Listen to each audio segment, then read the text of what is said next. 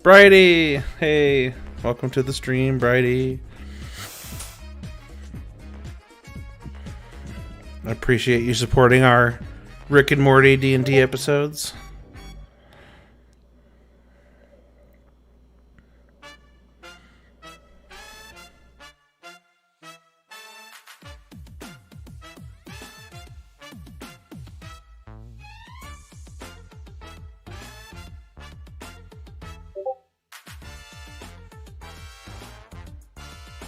No, he said he's going to be late, but I don't know what that means for Azula because I don't have a lot of experience with him saying he's going to be late. So could be 5 minutes, could be an hour. We will find out. So I know we're at least not going to have him for at least a little bit.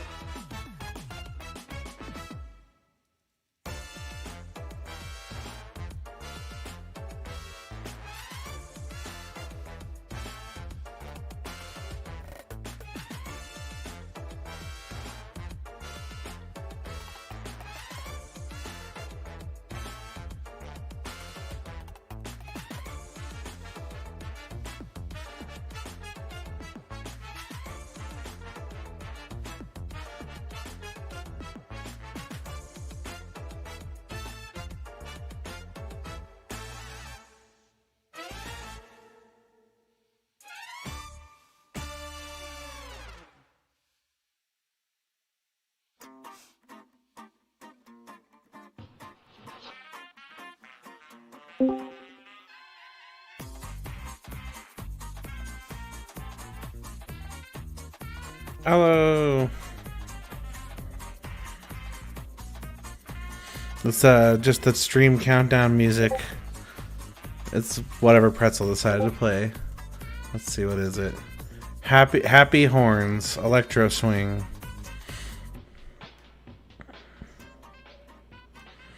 Alright. I turned it down.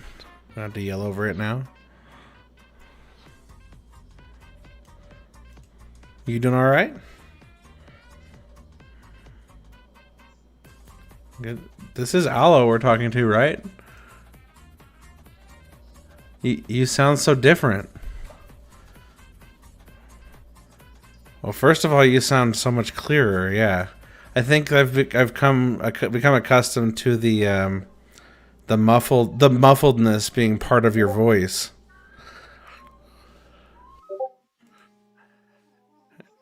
Yay! It almost doesn't sound like you. That's how good it is. Yeah. No, here. Look, you've heard what you sound like before, right? Okay. Now talk. Everyone else, be quiet. I'm gonna loop it back, and now you talk.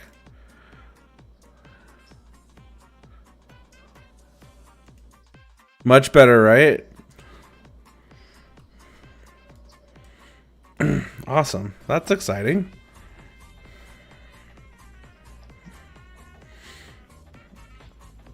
It's weird. I'm not used to it.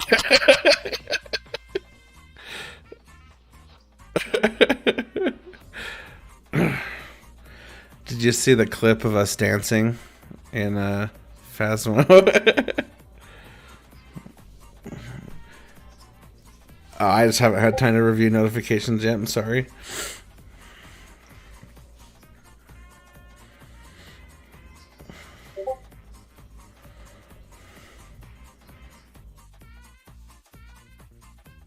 Yeah, but I found a way to kind of cheese it, because you can stand underneath it in a certain position and throw it over and over again, and then you can grab it mid-air even on the other side of the ring.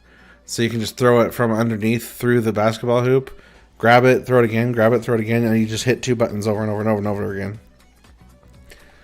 And you can get it done really fast.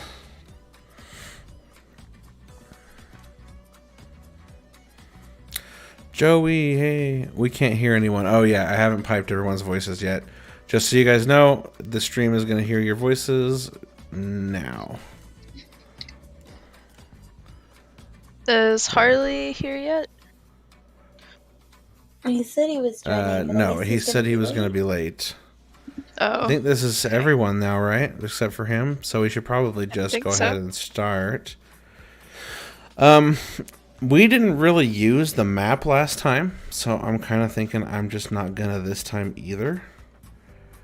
So I'm gonna switch this up a little bit, and instead of streaming my iPad, I'm gonna use the iPad to have the module open, and then I'm gonna stream D&D Beyond Sheets. Since you all have, almost all of you are on PC, right? What about you, Flame? Are you on PC as well? I am on a PC right now. Yeah, so it'll be much easier for me to help you guys if I can see the exact same sheet you're looking at. So let's do that. Let me go ahead and move this over. Just talking. Oh, that's right. I forgot to adjust my monitor's resolution. Let me do that real fast. So bear with us, folks. We're just doing some technical stuff. Plus, we're waiting on Dalsy anyway. So we'll give him a couple minutes while we put this together. 1920 by 1080. Nice. There we go.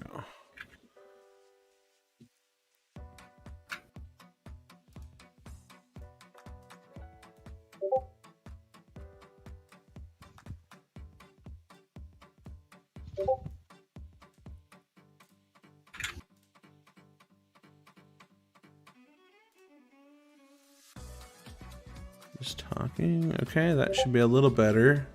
I'm gonna go ahead and zoom this page in.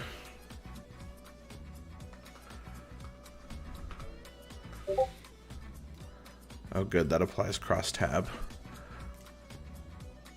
Alright, I think those character sheets look okay. They look okay to you guys out there?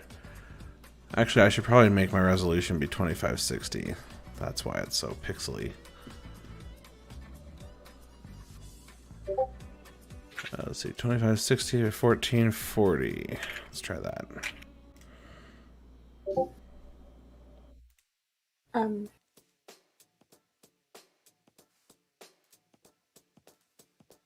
Okay, and then I'll start the virtual camera, and we'll pipe that into the Discord.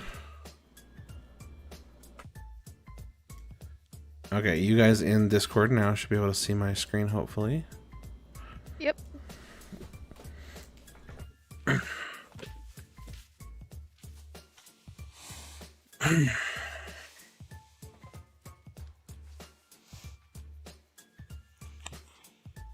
Working.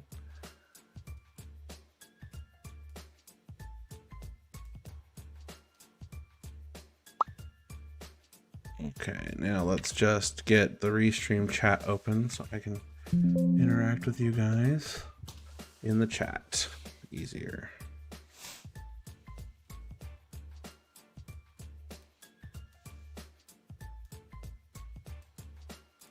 Perfect. What are you streaming? I'm a little confused what you're streaming in Discord. Yes. So to view what I'm looking at, you can just view the Discord. It's not super important since this module doesn't come with maps, and I haven't taken the time to make maps.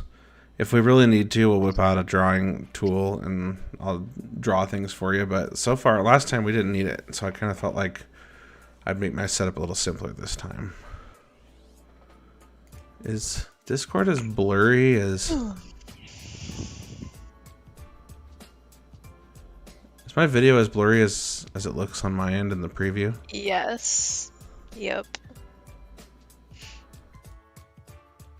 I'm not sure what to do about that. Let's see. Surely there's a quality control somewhere.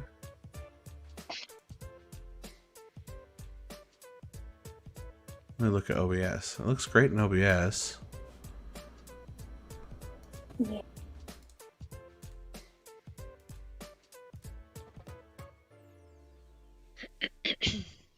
Let me just try turning this off and back on again.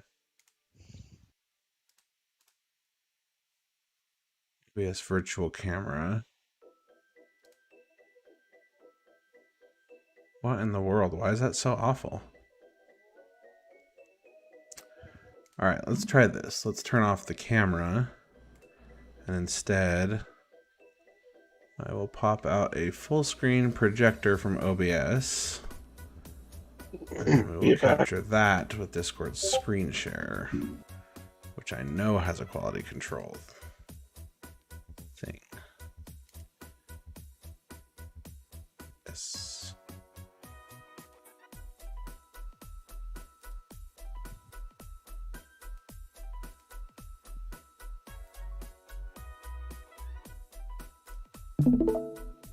Okay, is that any better?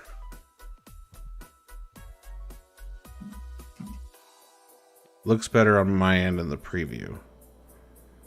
Yeah, that is. And oh yes, thank you, Brady. I am aware of that. That is just the page needing to be scrolled.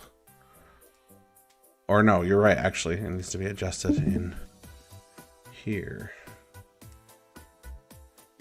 Actually needs to be adjusted in here.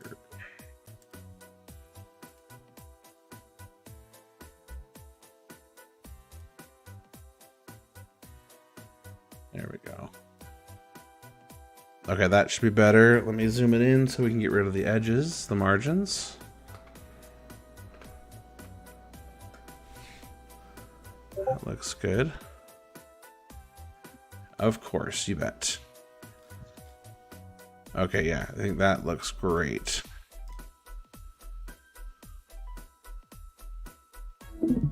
Oh shit, I did not mean to kill the projector. Alright, well, I'm getting close to done setting this up, and if Dalsy's not here, then I think we'll just go ahead and start without him. Who was he playing again? That's the only thing I'm having a hard time with, is remembering who's who. He was the He healer. is Leon, right? Yes. Okay.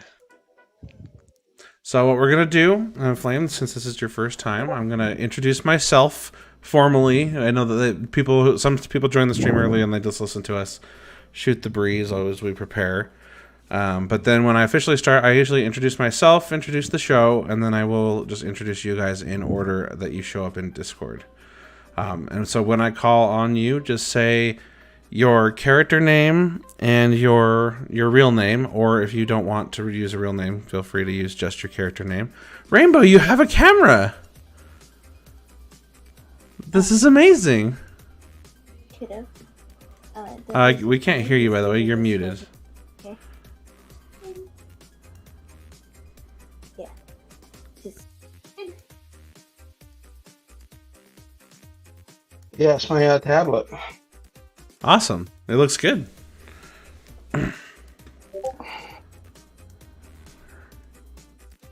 Alrighty. I'll go first.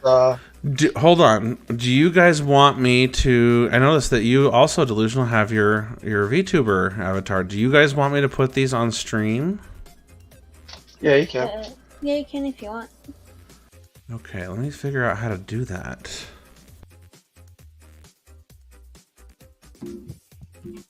Do you want to know how I did that?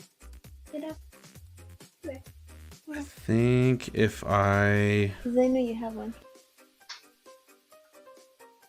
Yeah, I guess while we're waiting for Azula, let's see if we can make this work. Because I can just... Let's see, turn on grid. No. Okay, what I need to do is turn off the camera in OBS first. Otherwise, it won't let me use it in Discord.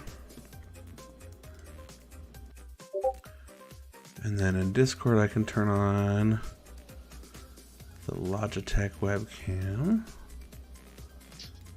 Okay, now hopefully you guys can see my screen and my face. Yes. Yep. Okay. And then what I want to share in Discord is no longer the OBS projector. It's just Chrome. Like that. And then I want to make that one bigger. Pop it out. Maximize it.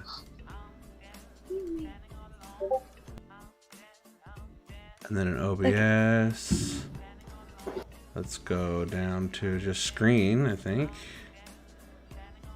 And we will capture the Discord live stream. Nope, not that one. That one.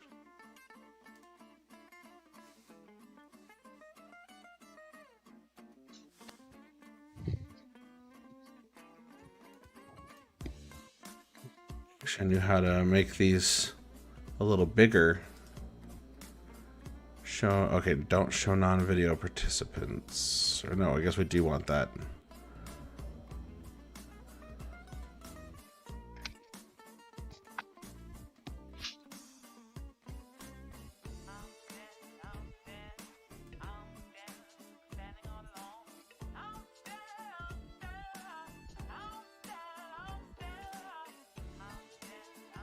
Okay, how does that look, viewers on stream? Variety, you guys like the way this looks currently?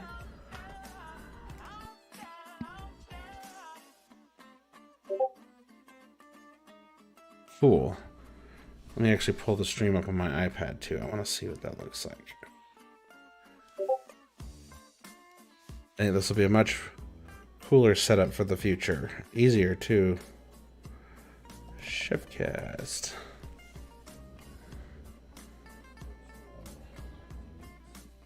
I just wish I could make the camera section bigger. I'm not sure how to do that. I don't know if there's an option to do that. It doesn't look like there is.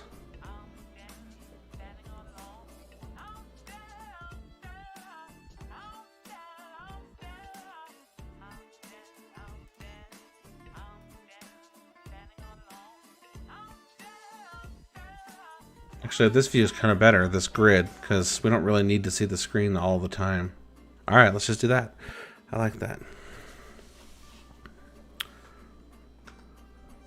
Hopefully my computer can handle it. It's having to render the Discord video, capture that with OBS, capture it with Discord. It's doing a lot of video stuff right now.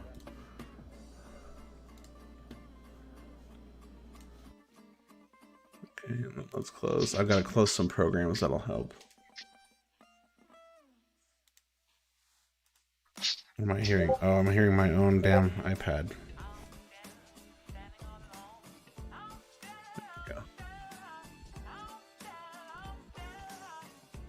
Just gotta close Visual Studio.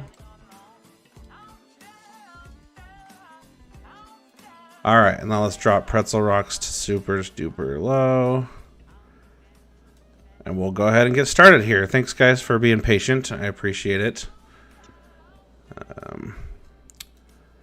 Let's go back to this screen here. Oops. Oh, grid. There we go. Okay. All right. Let's just go ahead and get started. Azula can join us whenever he's ready. I'm Chev. I have not DM'd in a long time. Last week was my first day back in the DM seat for the Rick and Morty versus Dungeons and Dragons campaign, and this is the starter module. So we're just running exactly what's in the module, which for me is a little bit harder than it has when I've made up my own stuff, because when it's my own stuff, I know all the answers just off the top of my head, but I have to stop and look some things up. I have read ahead this time, so I should be a little more prepared, but there's probably still going to be some stuff where I need to read ahead in the book, so we'll have to pause for a sec while I do that. When I do that, you guys, the players, feel free to have player banter or things going on. If you want to try and fill in some silence, please don't feel like you have to just wait on me for everything. So if you guys want to RP, then please feel free to RP. But also it's totally fine if you just want to chill and wait as well. This is the casual fun campaign. There's no expectations. We do not expect everyone to have a camera on, or even to put on a funny voice and dive straight into the role playing or anything like that. I know we have some people here who want to do some RP and some who probably just want to play the game and have fun as a casual evening.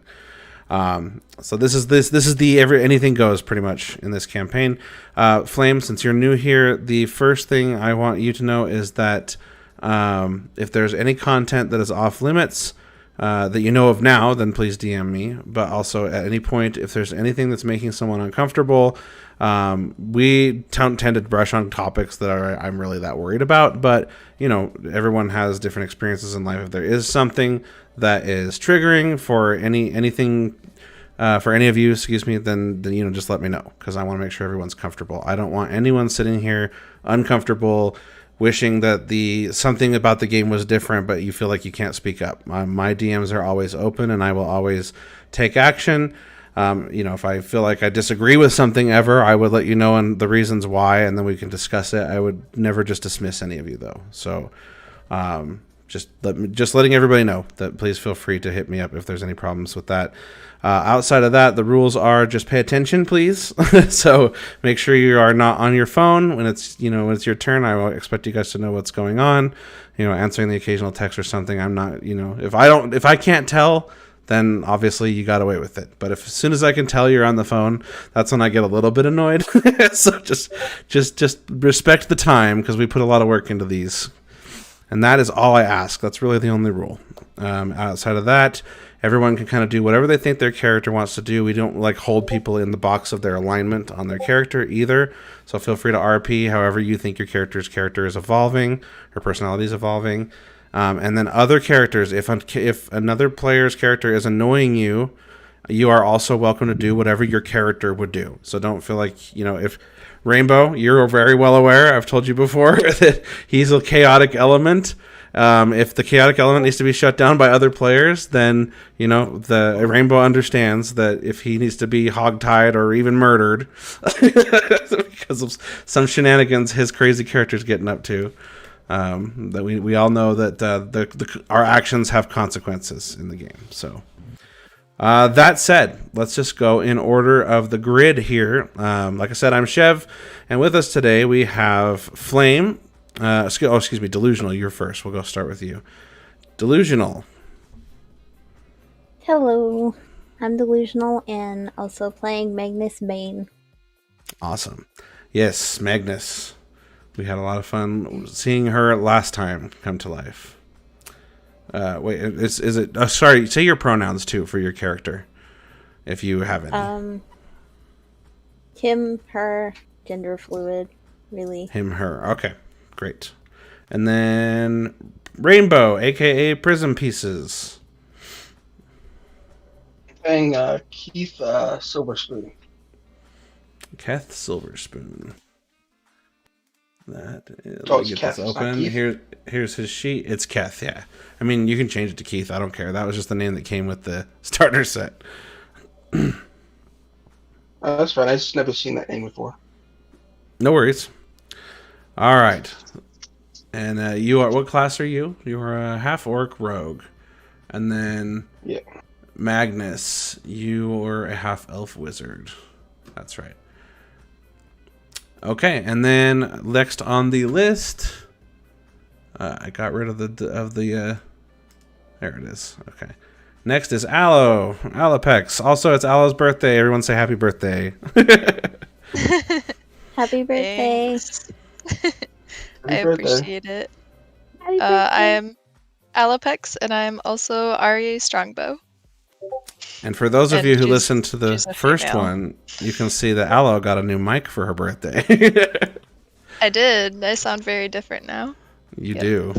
I didn't recognize you at first. I was like, it sounds like Aloe, sort of. Oh, I'm sorry. No, I'm just. I seriously think the muffled sound of your voice just became your voice to me. Yeah, it makes sense. It was, I mean, months like that. So Hmm. All right, and then after Aloe, we have Flame Flower. Welcome. This is sorry. Is it your pronouns? She, her, he, Yeah. he, him. Okay. She just came to us today. You are Delusional's sister, I believe, or daughter. Excuse me, daughter. Daughter. And, my bad. My brain's all over the place today. And welcome. I hear you are big into RP and you wanted to play in the wackiness of the Rick and Morty campaign. Mm-hmm. Awesome. And then your character is going to be Meatface.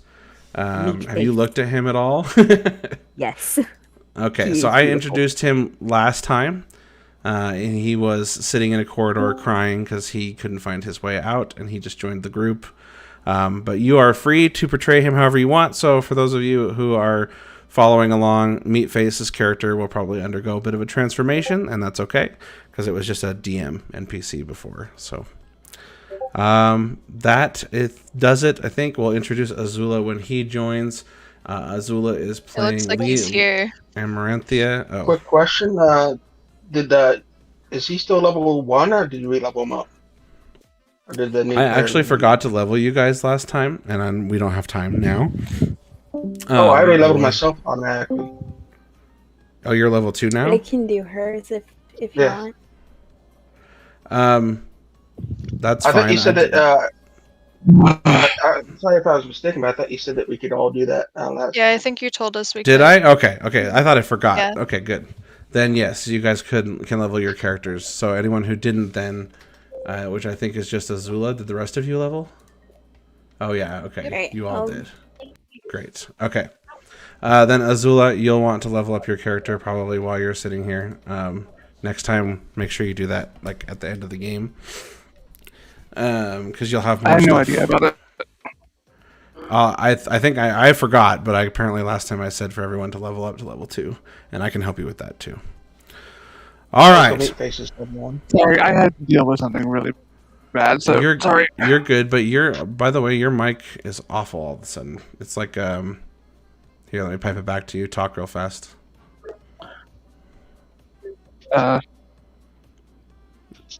Say What? Just say a full sentence, like test 1 2 3. Alright, hello. There you go. You hear the pops? I'm not hearing anything. You don't hear yourself? I hear it.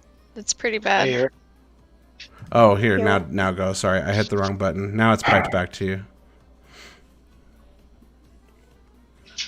I just wanted you to hear what it sounded like so you could fix it, hopefully.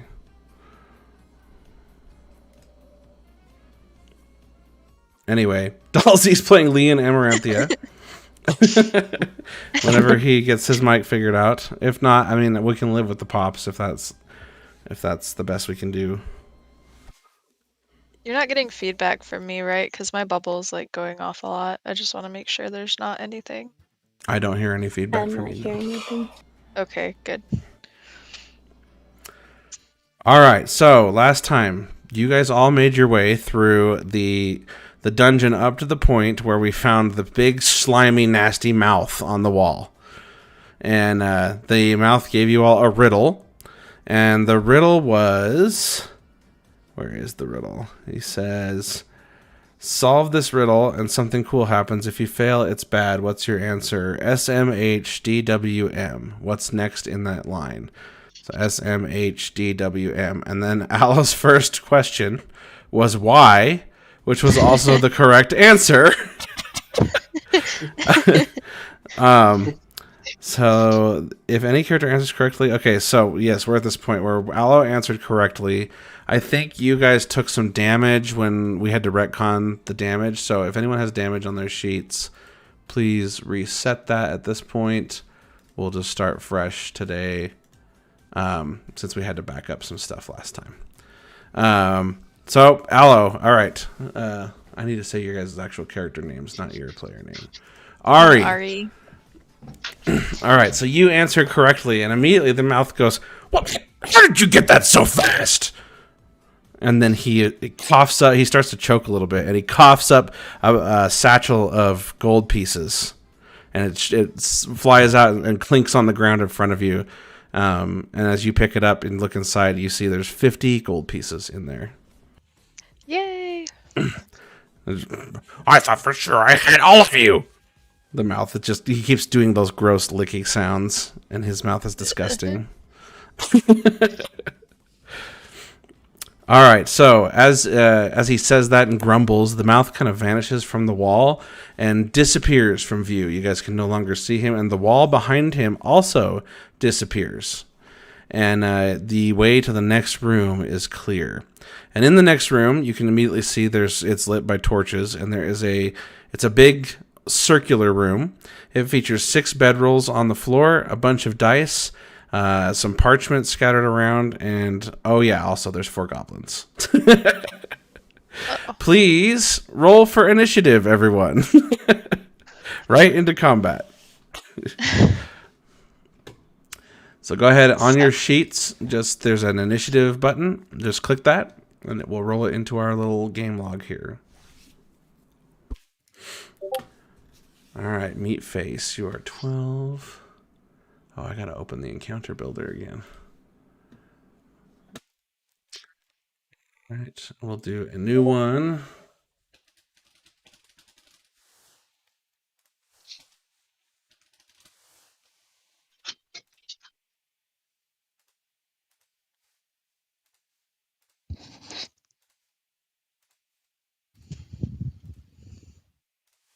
And then let's make sure we have the right characters in the party. We do.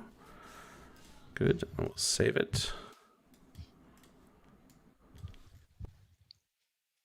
And then we will run it. All right, now let me grab your guys' initiatives here. So, Keth, you were 14. Whoa, not 154. Where'd the game log go? Right there. Meat Face, you were 12.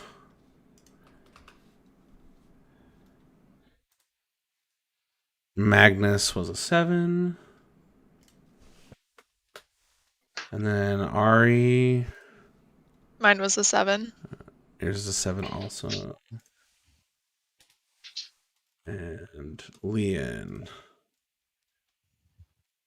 Did Leon roll? No. No. Azula, you did not roll for initiative.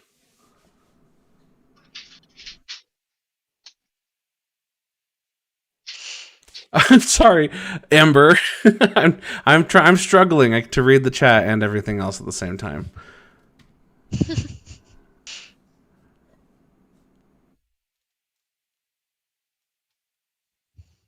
still working on his mic. Okay, well, I guess we will wait then. Is he still here? I don't know.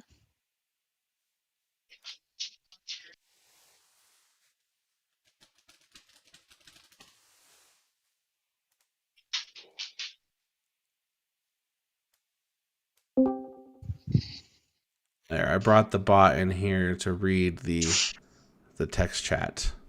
So hopefully that will help. You guys can now talk to us easier.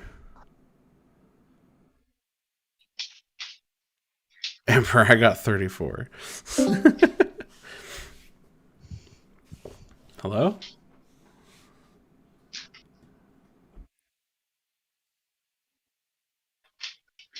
Harley.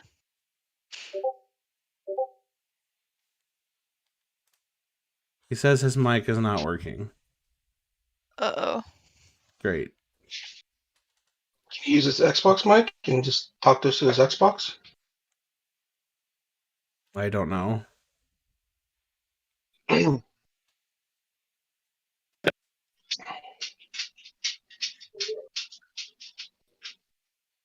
I just heard something from his end. Hello? There it There, goes. now we hear you. Jesus fucking Christ, I swear to God. I accidentally unplugged the headset, and when I did, it caused voice meter to crash, and then couldn't figure out what was wrong. Is it better now, at least? Yes. Yes. Yes. One more thing tonight, and I'm setting the whole world on fire. Get ready. Toxic. I'm gonna start with you. I'm a good boy. You mother. Okay, so I need to go to my character sheet, correct? Yeah, I'm sorry. Before you set the world on fire, you need to roll for initiative. That's what I'm working on. Set the world on fire. I think you're a little bit late, but no. I have to restart the right, bot. I don't know why campaigns. it's not reading. I apologize for being so definitely- late, but I legitimately had things that were going on that I could not do. No, it just has it doesn't. It's not deafened because the mic part isn't on. It always has the audio part on because otherwise it uses bandwidth by listening to us. Okay, can you please tell me how to get to my sheet? I'm sorry, I don't remember. D&D Beyond. I'm already there, but I just don't know where to go for the sheet itself.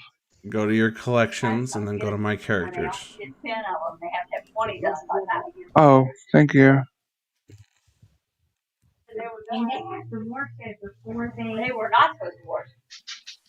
All right, I got it. Wait, it's singing. Wait, am I singing ad? Okay, I can do.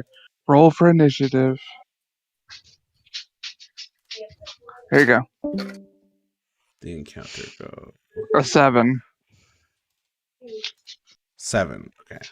Wow, like What am I bunch of you got initiating? 7. That's funny. What it's the for a fight were you not able to hear? We just entered another room. No, I didn't get to hear anything. There's 4 goblins in the next room. There is 6 bedrolls on the floor, a bunch of dice, and some parchment scattered around. And then as soon as you guys walked in the room, these goblins awoke, and you are now about to fight them. Let's go Okay. ahead and hit start on this. And Keth, you are first to act. Okay, I am. They're in the room. Do they notice us? Or are we in the room too, or what? Yeah, so as soon as the mouth and the wall disappeared, the sound awoke them. So they've all sat up, they've all started pulling out their little scimitars, and they are grumbling in Goblin. Do any of you speak Goblin, by the way? Let's see, let's look. I don't. Oh, I do. I don't think so. I think I do. Under languages, I have Common, Elvish, and Goblin. Magnus so do also I. speaks Goblin. Yep, you do, okay. I didn't even know. So both of you, Same. let's see, does Leon? No, okay. So only you two speak Goblin, and you hear as they stand up to fight. They're kind of bleary eyed because they They were clearly sleeping or just having a leisure activity or whatever. They did not expect you. And so they stand up, and one of them turns around and goes, "Jerry, get your scimitar out!" And then all three of them in unison go, "I have!" And they stand up, and they start bickering amongst each other. And you just keep hearing, "Jerry this, Jerry that, Jerry this, Jerry that."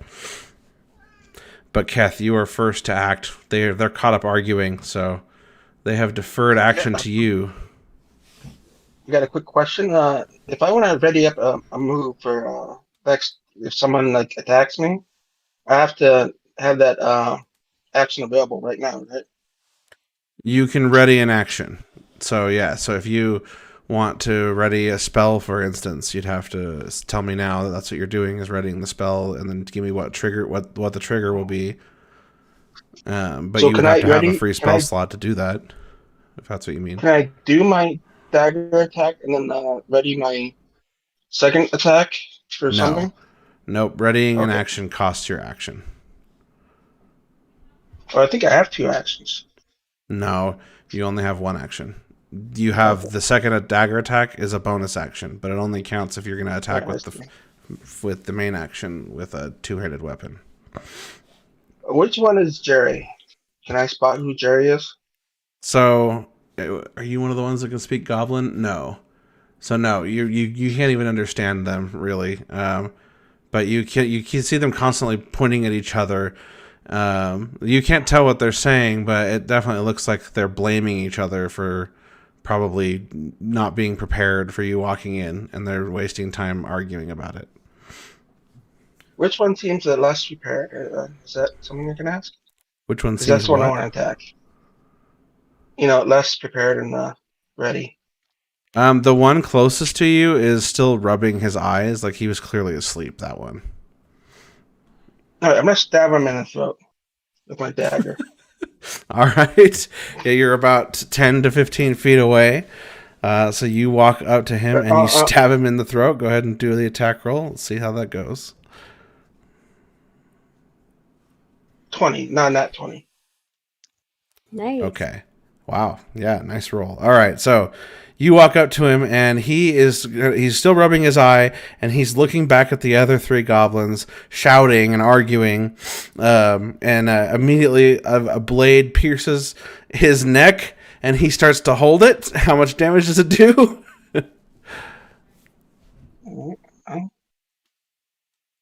3.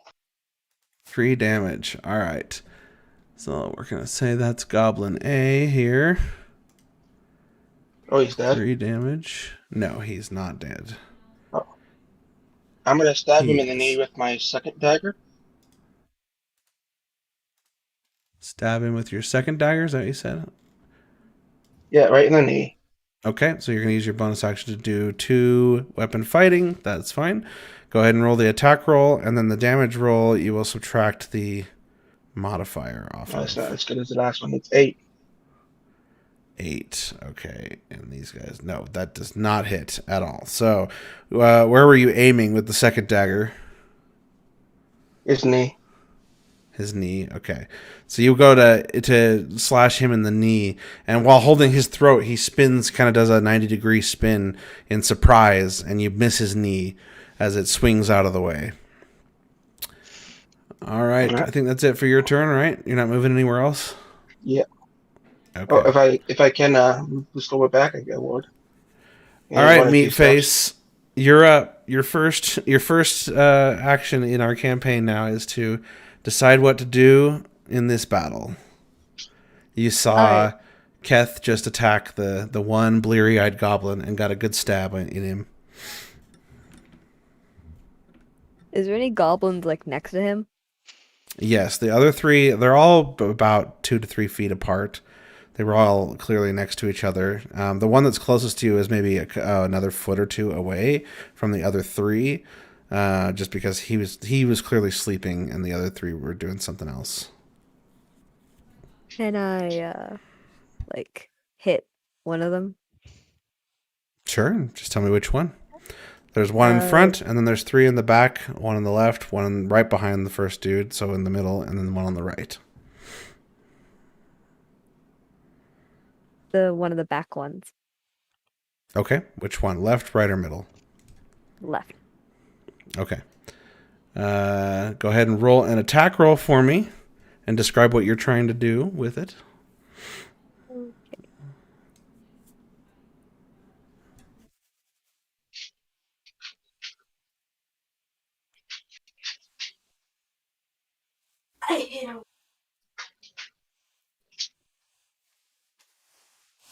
I got 12.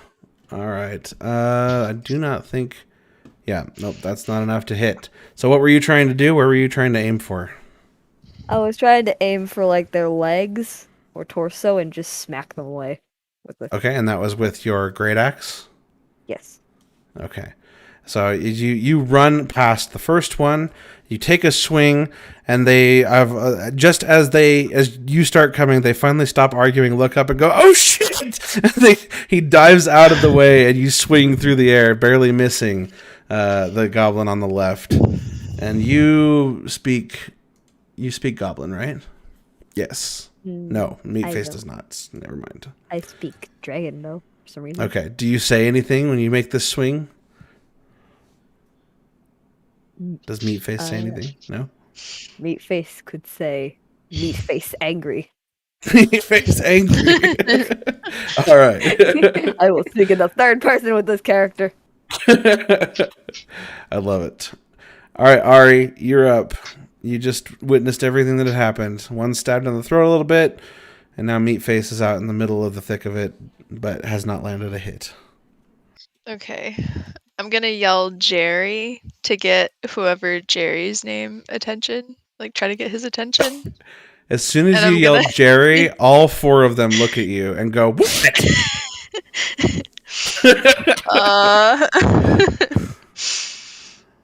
I want to ask them, who do they work for?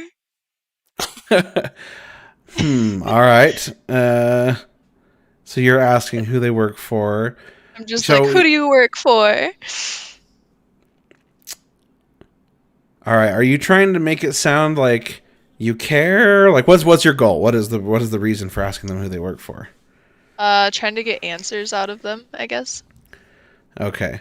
All right. Well, then, since one of them clearly got stabbed in the neck, one just barely dived out of the way of the biggest party member you have, and now you're just asking from the back, who do you work for?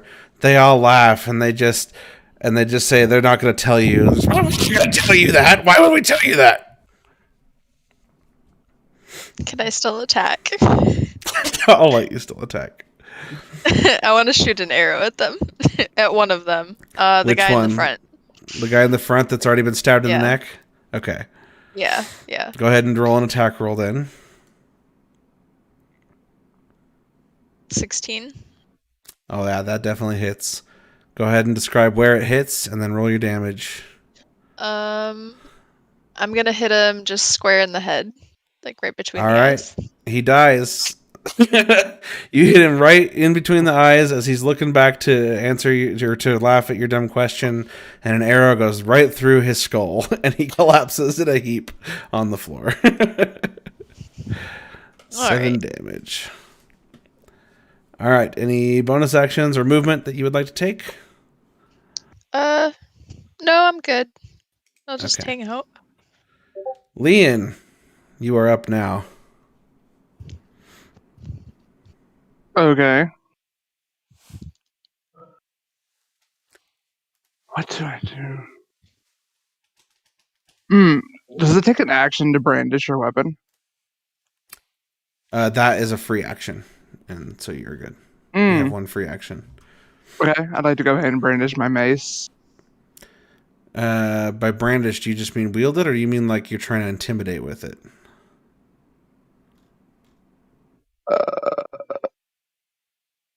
Preparing it for a fight.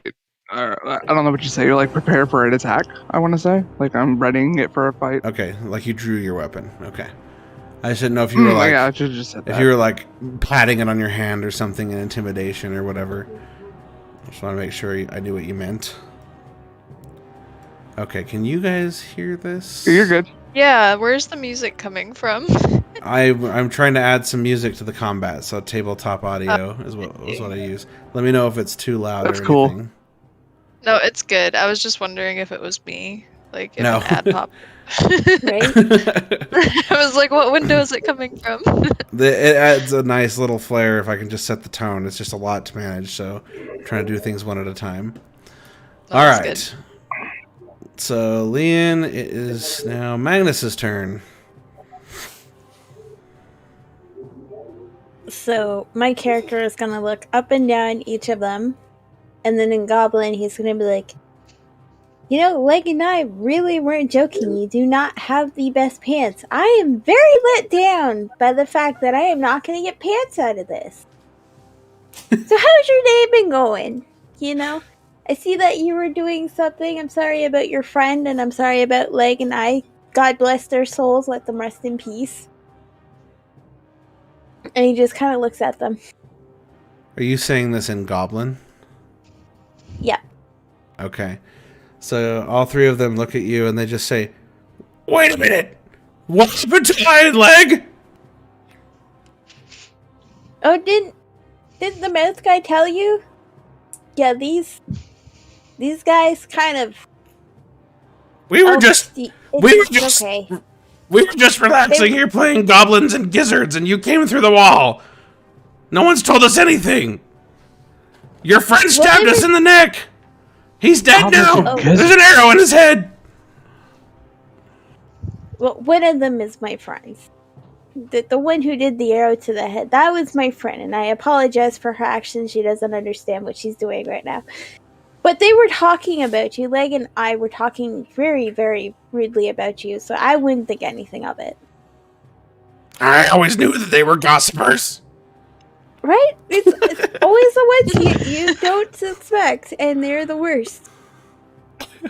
Alright, I want you to roll a persuasion roll for me, Magnus. A persuasion. Or, no, sorry, not deception, not persuasion. Because you are lying. Deception. Okay, there we go.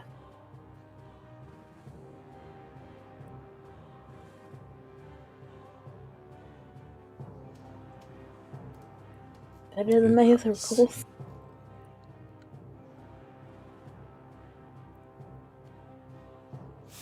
$14? 14. Alright. Yeah, so these goblins seem to believe you. That you were friends. Alright. Yeah, they are letting their guard down a little bit, even though you guys have killed one of them. They're very wary. Do you say something else, or do you take any other action, or is that it? I'm just gonna, because I know Ari can understand what we're saying, and I'm gonna be like, so about your boss, you sure you don't want to work for someone else, like get different employment? The insurance, honestly, pretty crappy. Looks like I don't know. Our boss is pretty cool. Is he? Oh man, I would love to meet him. Oh, don't worry. You will.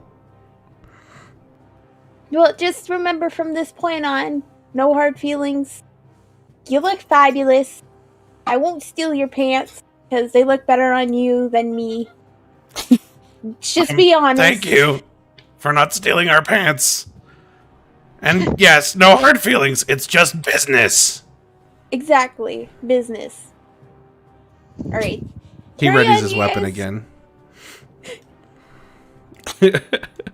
Alright, next it would be the dead goblin's turn, but he's dead. And after that, it would be the one that was just talking to you, that dove out of the way of Meatface. He immediately, after saying it's just business, pulls his scimitar out and charges right towards you, Meatface, and takes a swing. Let's see, how do I get... Oh, here we are. Oh, wow. This is the laggiest die I have ever seen. The die is having lag issues. Put in rice. It's because my computer is doing so much right now. I have so many different video things going on. Chrome is choking. All right, so a 13. What is your AC, Meatface? 17. So that misses. So he takes a swing with his scimitar, but you are ready for it. You dive out of the way. It's almost kind of a joke to you because he's so puny. All right, the next goblin in the middle there, he comes running past Meatface right to you, Ari, because he's pretty pissed that his friend is dead, and he takes a swing with his scimitar to attack you. And in 10 years, we'll see what the die roll is.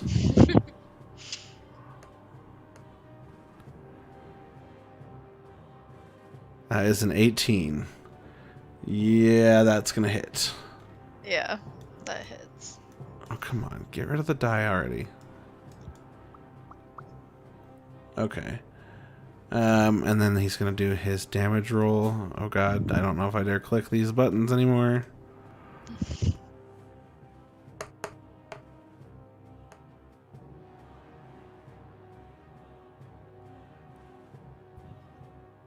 That is a 5. So you take 5 damage as he takes the scimitar, runs up to you, and he slashes your thigh. That's about as high as he can reach. These tiny little goblins. He reaches up, slashes your thigh, and cuts open the fabric a little bit, and you're bleeding a little bit. But you're otherwise okay. It's hurting pretty bad. There's a lot of blood, but you're able to hold your wound, and you do not even fall over. Awesome. All right, so make sure to mark that on your sheet. And then finally, the last goblin, he also takes the opportunity, comes running past the first one, and he attacks you, Keth, because you also stabbed his friend. And let's see, that's this button.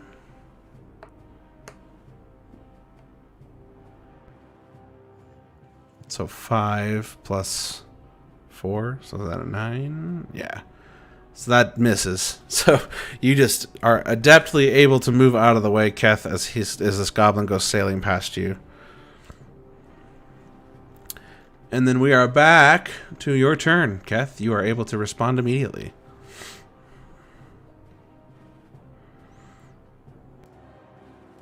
All right. You guys hear me? Let's see. Yeah. I might try something different here. Can I grapple him from behind? The one that just tried to hit me? Yeah, so he just sailed past you, so sure, you could reach out and grapple him. Go ahead and roll a, I think it's athletics to try to grapple. I'm going to let you roll athletics or acrobatics, whichever one is better for you. It's going to be 19. 19. Okay, and then this guy needs to roll a dex to try and survive. I thought that was going to be a 1. 15. And yours was 19, right? Okay, yeah. So you immediately you grab this little goblin around its midsection, and you just lift it up, and his legs are kicking. No, help me, Jerry! Jerry, help me! Meatface, your turn. Can I just pick up the goblin closest to me and smash its head into the floor? You can sure try. That's gonna be a grapple check also. So roll a. For you, it's gonna be a strength or an athletics check. Okay.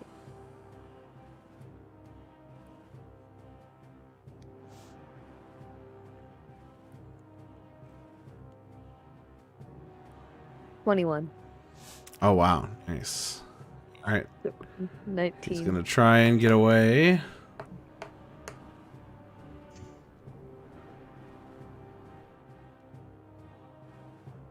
Gosh, I just have to start rolling somewhere else. 13. Okay, so you were able to scoop him up, and then you're gonna try and just slam him into the ground. Is that what you said? Bash his head.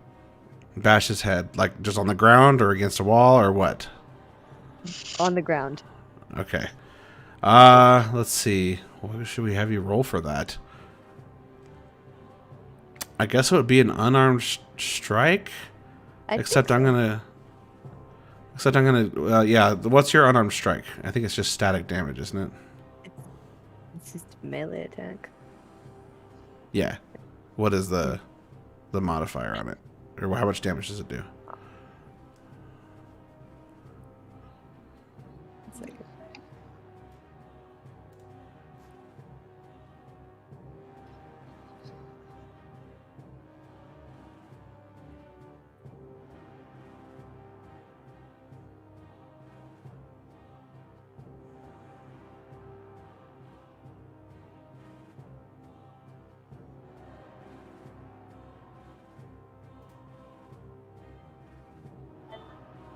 You still there? Do I roll the +5? So I was gonna count your grapple as the attack roll. I just need to know how much damage your unarmed strike does. How much damage? Okay.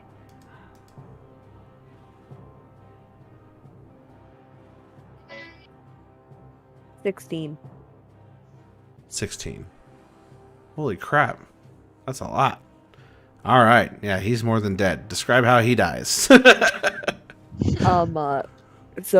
Meathead is angry because people around him that are being nice to him are hurt.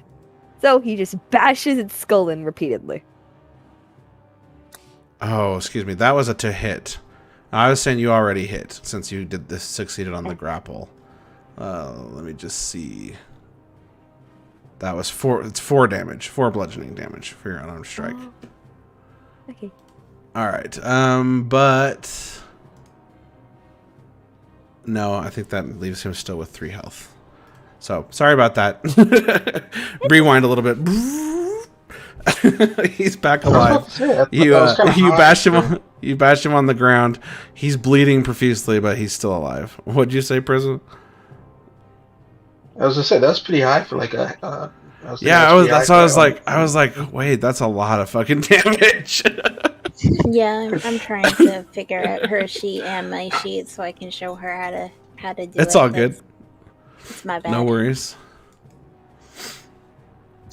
Okay, I think that's it for your turn, right? Are you moving anywhere else? You still have your movement speed if you... Okay. And Ari, you're up again. Okay, and there's how many goblins left alive? There are 3 left alive. One of them is very hurt. Okay, I'm gonna shoot another arrow at one of the goblins that are at full health. Okay. Go ahead and do the attack roll. Okay. 18. That hits. Go ahead and do damage. 11. Holy shit, alright. Insta kill. Tell me how it happens. I shoot an arrow at his head, but I like slightly miss, and it goes through his ear, but he's in so much shock that he like has a heart attack and he dies anyway. Beautiful.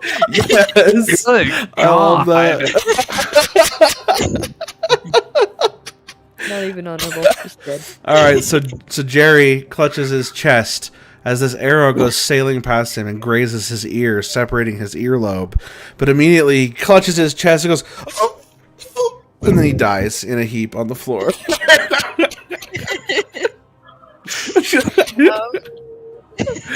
Oh my god. My character's gonna be like, my character's just like, talk about a piercing pain. Oh. I want to use Everyone in the bonus party action. takes 1 damage. What?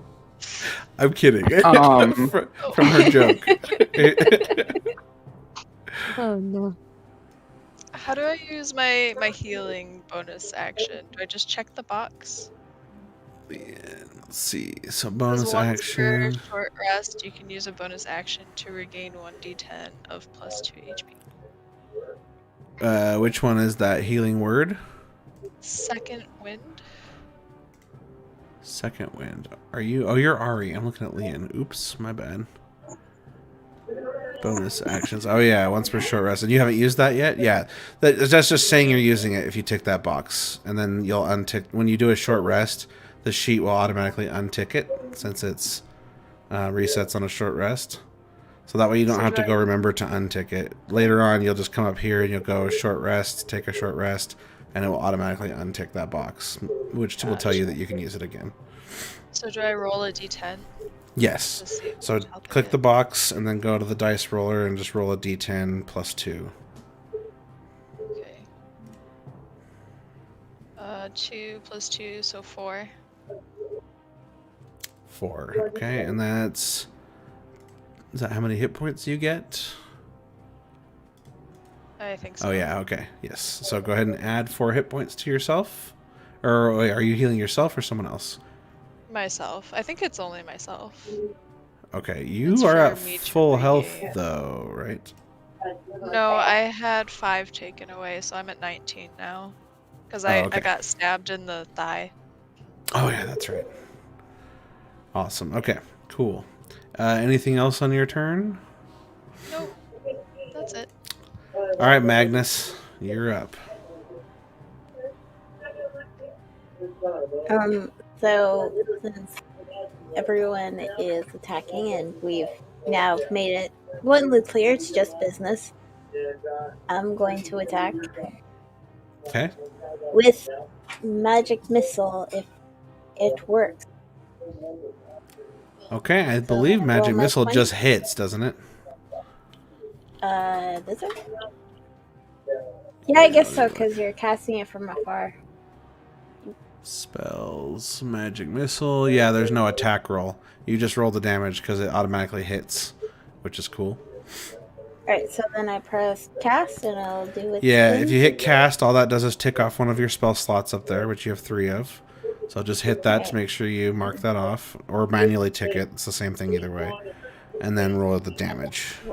And you can split those missiles between multiple targets, or they can hit one target. What are you doing? Roll the 3. I'm going to hit whatever is left. There's 3 of them left, right? Or 2 of them? 2 of them. One of them is really hurt, though. He's on the ground bleeding. He's prone. So And I'm holding one, so 2 to one and 2 to the other. Okay.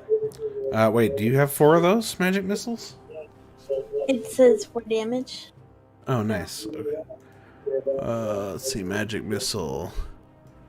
You create that damage is for each missile. So you create three glowing darts of magical force. Each dart hits a creature of your choice that you can see within range, and each dart deals 1d4 plus 1 force damage. Okay, so you so got 4. 2 on the higher one, and then the 1 on the one that's already hurt. Okay, that kills both of them. So, Rainbow, you have the full health one, and 2 missiles come leeching out of Magnus's fingertips and strike the guy right in the face twice, and he immediately goes limp in your arms and dies. And then the other one is on the ground, bleeding from being bashed into the floor. How does he die? Well, while my character does this, he's gonna be like, "Let's be fabulous!" and crushes them with magic missiles, and they're all bright and everything, and then it all simmers down, and then they're dead. Awesome. All right. So we are finished with combat. All the goblins are dead. You hit this one for 4. He's dead. You hit this one for 8. He's dead. So they do not even get another chance to act. All 4 of them are gone now. They were all named Jerry. Jerry, Jerry, Jerry, Gerry, Gerry, and Gerie. Jerry, Jerry, and Jerry. So I do have a question. When we was at the door and we did the riddle and you said 50 gold, is that for each of us or is that we're splitting? That's up to you guys. I don't decide that. The bag of gold was on the ground in front of you, and Ari picked it up since she was the one who got the answer right. What Ari did with it after that is... Story. Okay. I just want to make sure we was leaving 50 gold on the ground. No. I assumed Ari had logged it in her inventory, but you guys can take umbrage with the fact that she didn't share it if you would like. That's up to you. No, stop it.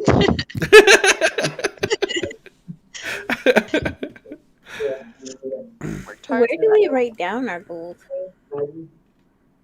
It is on. If you look on the inventory page at the top, there's a little gold icon with how much gold you have. If you click it, you can then edit the numbers. Okay, because if I remember correctly, I found 200 in the other room, I or was think it so. 20? I think it was like 200. 20 silver pieces or something, Chev says wasn't it? test. Oh, there we I go. don't The bot's remember working. what it was. 20 silver pieces. I don't okay, either. We'll go with that because I don't think it was very much. Yeah, because 50 gold was a lot. It was the most we've it's my seen so far. dyslexia kicking in. Brighty Gaming says test to you too. There we go. Bot's working now. Sorry about that, guys. I'm juggling 100 different things. Okay, so the goblins are dead. The room is now empty except for the candles flickering or the torches bet flickering you that are are. lighting the room. And you guys can do whatever you would like to do.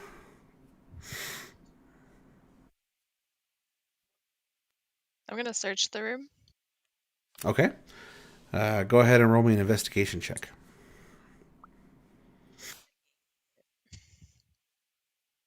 $15. Okay, so as you look around the room, and you start looking at what the goblins were up to before you guys interrupted them, you notice that it looked like the goblins were gambling, but upon closer inspection, they are playing a boxed game set called Goblins and Gizzards, their favorite tabletop role-playing game, written in Goblin. Also, as you look around the room, what are you searching the bodies too? Yeah. Okay. So you search the bodies. The goblins carry 20 gold pieces total that you find amongst them, and 35 silver pieces. And then also, on the first one that was drowsy, that you shot in the face, you find a key. Oh. Okay. Also, their little gaming setup features a really nice set of elven greenish-yellow dice. Each die is worth 1 gold piece. I'm taking the die. Okay. Mostly because they're shiny. They're pretty. Also, each die is worth a lifetime of warm, murderous memories, adding no additional Yes. value.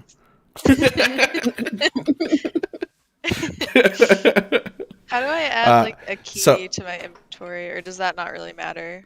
Right No, go to manage inventory, and then you can go to add a custom item, and you can add it that way.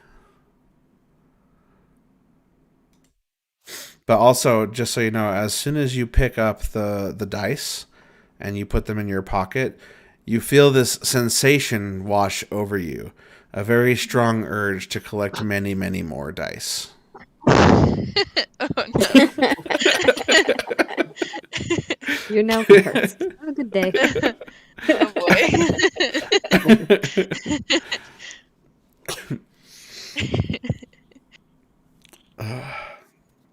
All right, so that's all you find in that room. You are welcome to keep looking. You can try for a higher investigation roll if you want, but there's a good chance that you just found everything there is to find.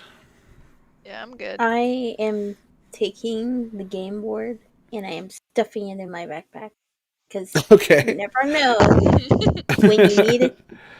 Play some goblins and gizzards. So entertainment for later. She's got the dice. I got the board. Awesome. And as soon as you pocket the board, you immediately feel this sensation wash over you that you want to collect many, many more goblins and gizzards items. How many dice were there? There were 7 dice per set, and there were 4 goblins, so 7 times 4. So for 36, Okay. 38? 38. So Before I drop the goblin, I get in the Bernie's him. I wave his hand. I go, "It's okay, guys. We're in a better place. Have a good time." And I drop him. Or 28. I think I did my math wrong. Anyway. All right, so the only other passage out of this room is a door on the other side, and it appears to be locked. It has a doorknob and a keyhole. It is a much sturdier door than the ones you have encountered so far. It's mostly iron with just wood panels. Can I use my key on it? You certainly can. And as you do, the door immediately swings open towards you, almost hitting you because it's very heavy. And apparently the latch was holding it closed. It slams into the wall with all of the weight of the iron. And as you look into the room beyond it, you see a dusty old room which features a sweet-ass treasure chest. You sense that bling is imminent.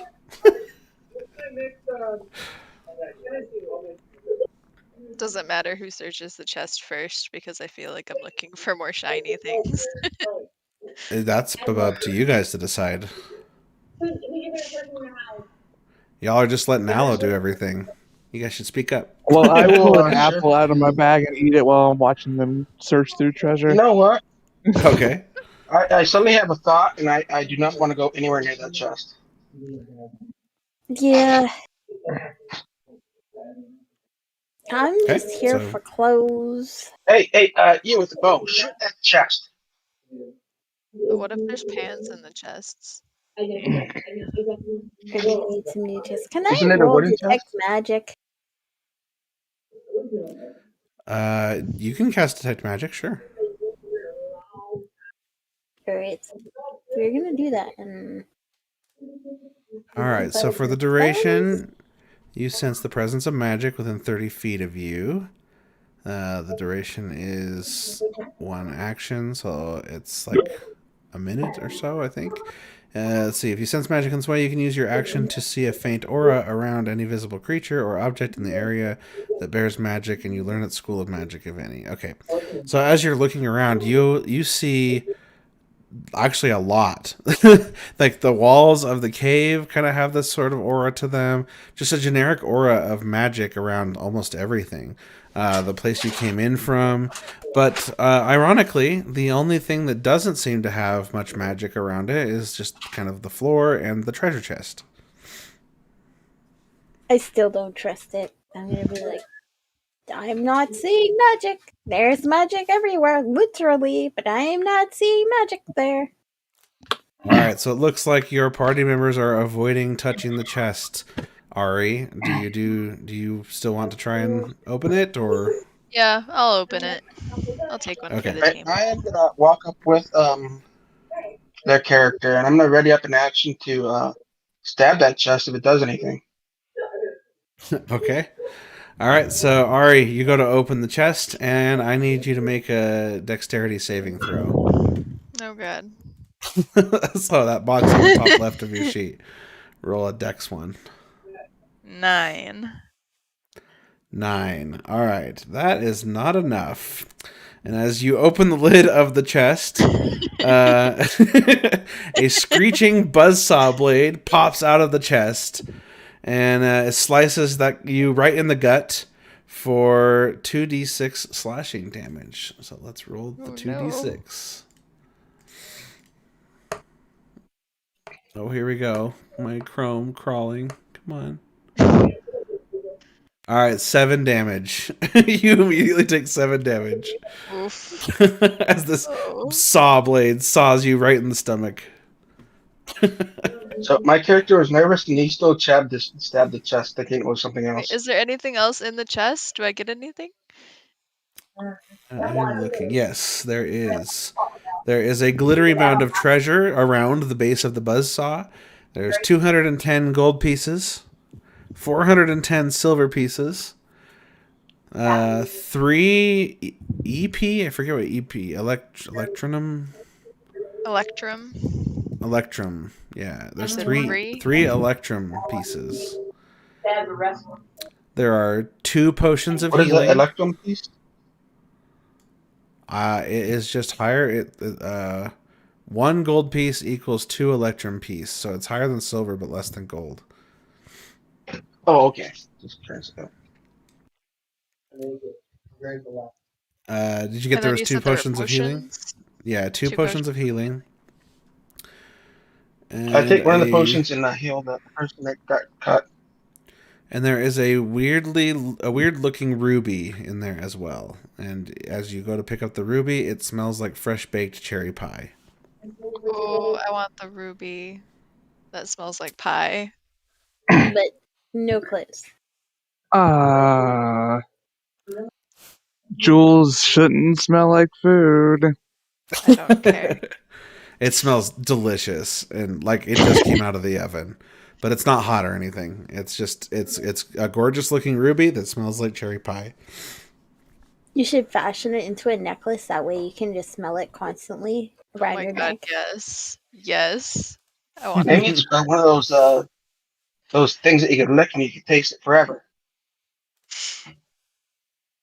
So I guess I'll just take the money since I already took the damage and like what do I have to lose at this Well, point, right? no one's questioning it so far. I I would. go, no, we're splitting this one. I hold her hand and go, Okay. no, we're splitting this one. Well, I took like the damage, so I'll take the Yeah. gold. You can have the rest of Well, it. you get the healing potions, and we're gonna split the rest of it. You took one of the Can healing potions. I I have? gave it to you for your healing. Oh. How much does I'm not saying that I'm a wizard and I should have the healing potions, but can I have the potions? can I have something heal me? Whether it's the potions or something else? Yeah, the potions are supposed to heal it. Yeah, Trevor, how our much does it healer heal? is slacking off. Yeah. Healer. Ahem. Yes. Can I have some health, please? I'm just bleeding from my gut right I now. just take Oh a my- bite of my apple and look at her, and then I'm going to cast a healing spell to her. Okay. So you go to cast a healing spell and realize that you have exhausted your energy for the moment. You are out of spell slots. Rip. That's true. Okay, I vote she gets the potion.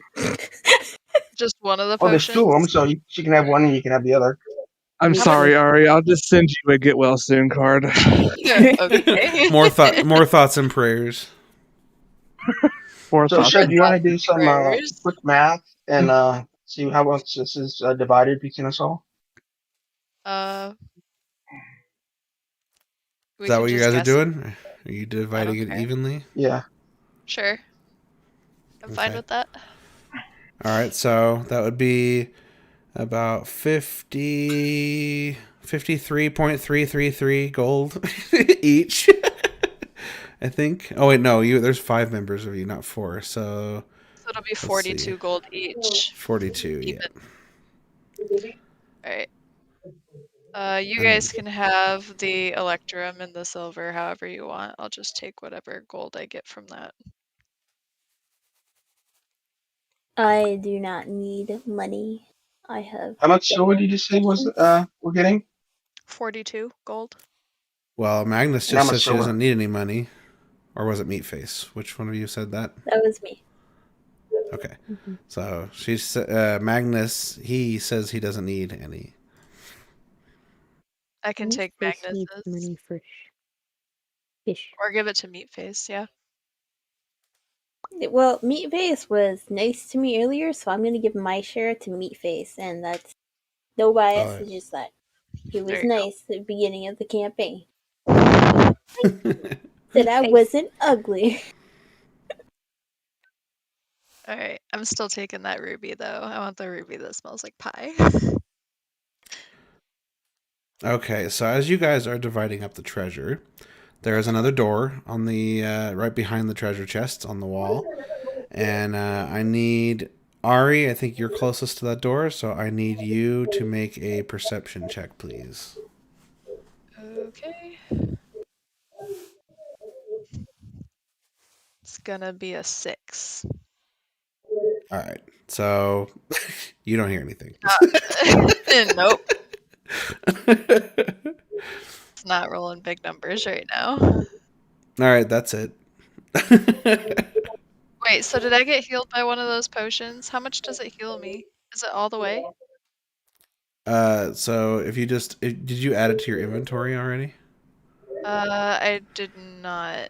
But if I'm So gonna use it right away. if you add it to your inventory, though, I think you can actually like use it. Let's see, potion of healing. So I will add it to your equipment. Or are you adding it for me? Yeah, I just added it for you. There we go. It doesn't let you automatically roll it, but it tells you when you click it. So a character who drinks this magical red fluid in this vial regains 2d4 plus 2 hit points. So go ahead and roll 2d4. And I'll go ahead and delete it since you're consuming it anyway. I got 2 and 1. Okay, so that was +1, I believe. So that's 5? No, 4. 4 hit points you heal. Okay. Cool. I'm doing a little better now. Awesome. All right, so it's up to you guys what you know do what? next. There's really only one way to go, one more door.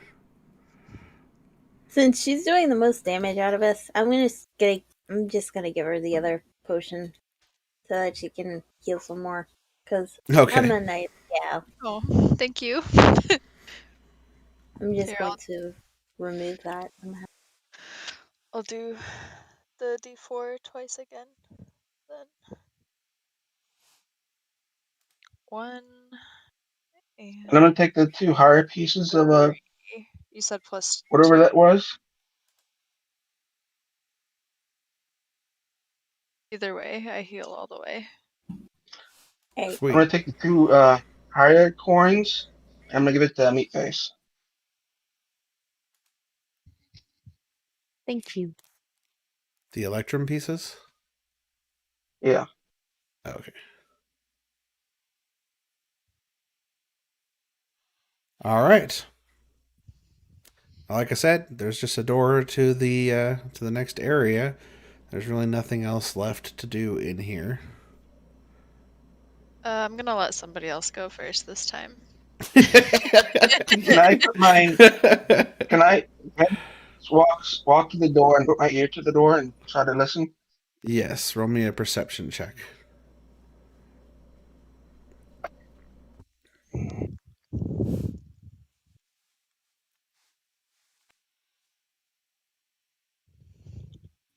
$15.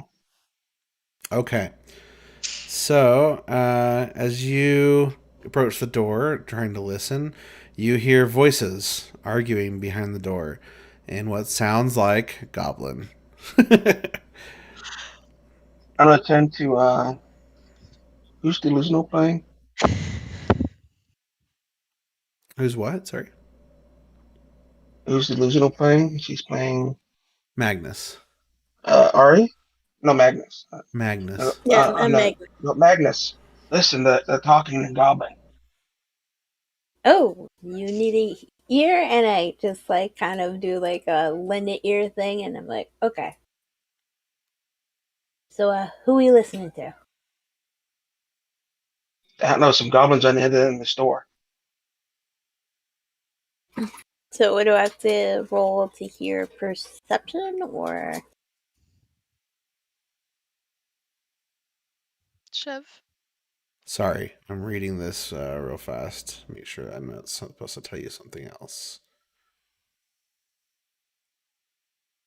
Okay. All right. Sorry. What did you want to do, Magnus? I'm gonna listen in on that conversation. What do I need to roll for that? Okay. So you hear them chittering on the other side of the door.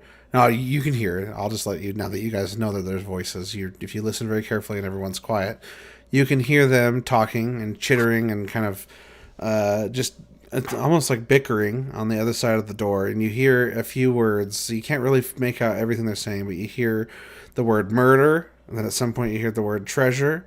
And at another point you hear the word asshole. That kind of thing. Well, so one of them said something about murder, and then something about chest. So I guess they're not too happy that we took their stuff from the chest. Or they're in a very good game of gizzards and goblins, and one took the chest and murdered the others. Either way, doesn't sound great. Well, you're the one that's the most diplomatic one. Why don't you open up first? If you insist. And he barges through the door. Hello, fellow friends. So you just burst through the door and say that? All right. Yep. So as you do, you fling the door open, and you see the goblins are just chattering away angrily. There is a dead goblin between them, and behind them is a huge pile of treasure beyond reckoning. And the goblins are angry at each other, and they're each blaming the other one for the murder of the third one. I need you to roll an investigation check, please. Investigation. There we go. Yes. Just blame Jerry. Of course. The one roll. I see nothing. And an 8. Okay, so you look around, and that's you don't really glean any additional information. Just you see the treasure, and you see two goblins arguing. They don't seem to be paying you much mind, though. They were surprised by your appearance, but then they go back to blaming each other for the murder, almost like waiting for you to side with one of them to give them justification. And you hear one of them saying, "He was going to take it all for himself. I did us a favor." And the other ones, and then the other one said, "No, you are responsible for murdering him. That's murder. You can't just murder." No, friends. From my angle, it just looks like you guys now get to split 2 ways instead of 3 ways. So, logistics of it, do you really need to fight over who killed who? Because from my perspective, you just got yourself a lot of gold. I mean, I could be wrong, and there should be justice served, but do we really need to get into logistics of everything? You've just got yourself split cleanly in half gold. They You don't kind have of to look share at it. they kind of look at you like blinking, like they're like surprised to hear you speaking, and they look at each other, and then they look back at you, and they say, "Yeah, but who the hell are you?" Why, I am Magnus Bane, fellow goblin friend. May their souls rest in peace. You know, Leg and I, we were see really good friends. You must have met Leg and I and Jerry and Jerry and Jerry and Jerry. Yep, wonderful people, I might add. Great taste in clothes. You all just seem to have really great taste in clothes. Who is your designer? Wow, thank you. I don't know, to be honest. Our boss just hands these out. I really must meet this guy. He seems to have really good taste in clothes. Well, we can take you to him. He's like, okay. And then he's gonna call behind him. Hey guys, I'm gonna go meet the boss man. If you want to come, you can, but no killing this time. Alright, I'm gonna come. And I'm gonna Gonna yell follow. this. I'm gonna yell this in a language that they don't understand that everyone has in common.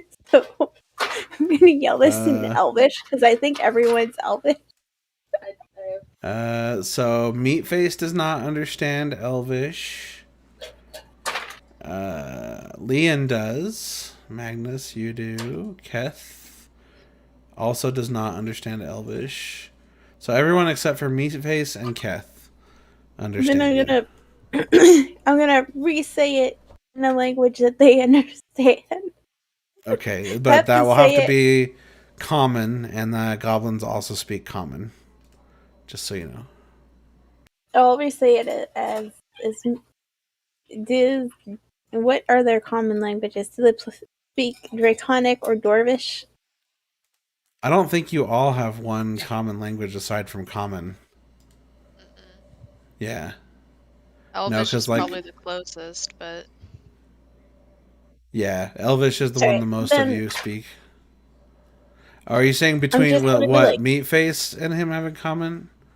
Yeah. None. No. Meatface has Draconic and Dwarvish. Keth has Orc, and Thieves can't. I don't speak Thieves' Cant. But I do speak Draconic and Dwarvish. So I'm gonna say... I'm just gonna be like, just 1 minute, I'll be right back.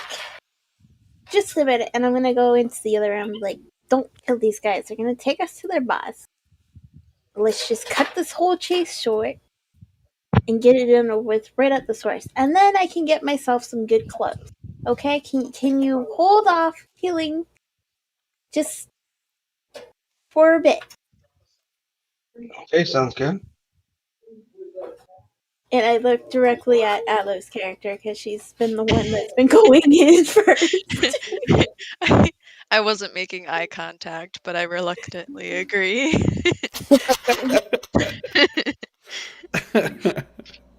I Meathead's love just that. gonna look ahead and ask, So, "Can Meathead bring cat?" yes, you can bring cat. And then Just takes out his cat. But as if yeah, I harm was gonna comes say to describe cats, then there's describe no- the cat that Meatface has so far kept hidden from everyone. The cat Meatface has is a little white kitty with yellow and blue eyes. Aww. He's just So you holding bring- it in his hands. You bring it. Where was the cat? In your pack? The cat was just hiding on his back. And this whole time. No one questioned it. They thought it was a rug or something. Okay. Fashion. So All right. I'm gonna go back out to the goblins and be like, my friends are gonna come with us. Don't worry, we've decided to have a truce until we meet your boss. Very well. Right this way. And they lead you into the next room, past all the treasure, which, just so you know, was probably nobody would notice. There's so much treasure there if some of it disappeared. Are there any other gemstones that smell like Hint, pie? hint, nudge, nudge, thief. No, your thieving thing. you have the only unique gemstone in this room, Ari. Right. You're Sure, the I think only unique gemstone that gemstone smells like besides cherry corn. pie. Yay. Is there anything unique in this room besides coins? Nope, just tons and tons of gold. There are gems, pretty much of any kind that you could want. You cannot carry it all, though. And I will let you take like a couple pieces without having to roll anything. But if you try to take more than that, you guys are all gonna have to roll stealth. I'll take a couple pieces of gems. Okay. Which gems? Um, I will let you pretty much Well, make up is any there a two lot of gems. Yeah. how many gems types are there? You're just gonna have to go off the top of your head. I'm not helping. I'll take 2 Take diamonds. the diamonds. Diamonds? I'll Okay, take 2 2 diamonds. Alright, and I believe those are actual D&D items. So type diamond into the... Go to manage inventory, and then under add, there is an... yes, diamond. You can add that to your inventory. Transparent blue, white, canary pink, brown, or blue gemstone.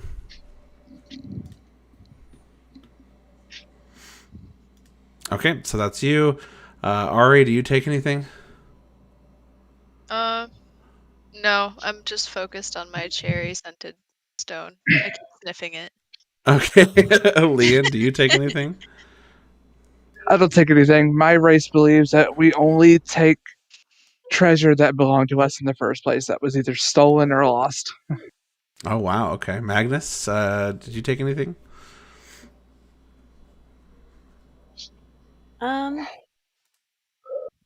He's not. Well, I'm not really a person of like physical things unless there's another, like there's an expansion pack to goblins and gizzards. I have this overwhelming urge to collect it. I see no point. Okay. Meatface, do you take anything? I take a little collar edged in gold for my cat. Aw. There just so happens to be a gold collar for your cat Yeah. in the pile. Okay. Originally a bracelet for a goblin, but can be used as a collar. All right. You are welcome to add that to your inventory if you wish, or just remember that you have it. And then the goblins lead you guys past the pile of treasure into the next room. And how about we take a 10-minute break here? Does that sound okay? Yep. Yes, Sounds because I good. really have to use the tinkle room. Yes, I'll be me too. right back. So we'll be right back, everybody. I said we're officially on break now. Yes. Yeah. Oh, sure. Before I forget, how do you like that movie? Go ahead. I said before I forget, how do you like that movie? It was good. Yeah, I thought it was a cute movie. And, Righty Gaming says don't run too far, Dolzy. and then Azula, what were you going to say? Sorry for being late. I accidentally made a mistake tonight that almost cost me $50. Oh, you're okay. A month. Well, what'd you do? I'd rather not talk about it. It's just I accidentally clicked something I shouldn't have on my email and caused a huge malfunction I had to go fix, which is why I was so late. I was in a party beforehand, but I was literally AFK for an hour in that party, away from it, trying to get this thing fixed. Gotcha. Uh,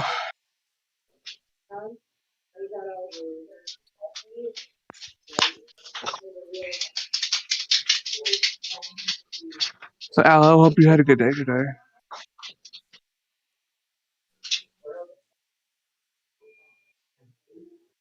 Oh, she might not be here. Yeah, we're taking a break, remember? So people went to the bathroom. Oh.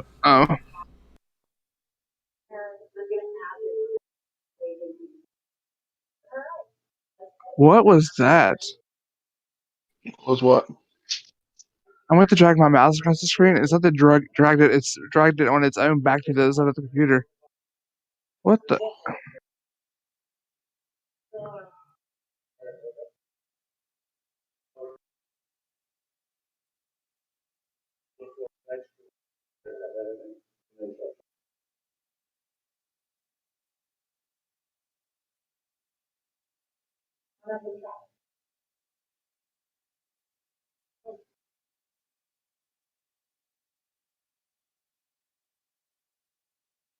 Huh. Speaking of the bathroom, I'm gonna run that real quick. Be right back.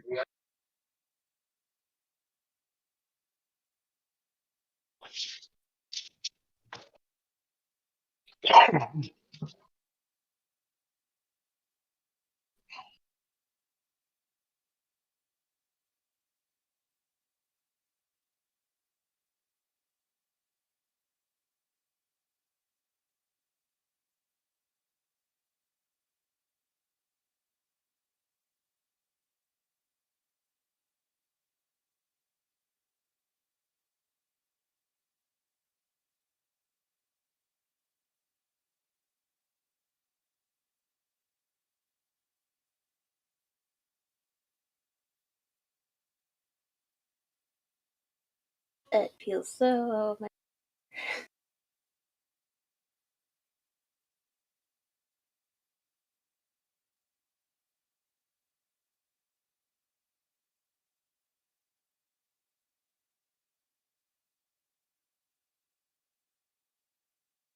It took an arrow to the knee.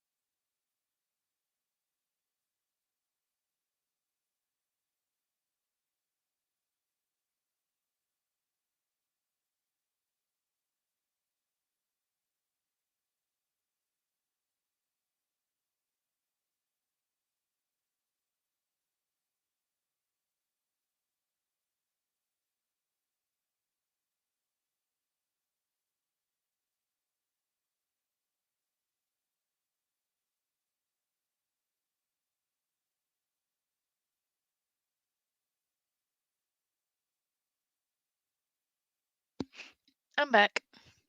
Welcome back. Welcome back.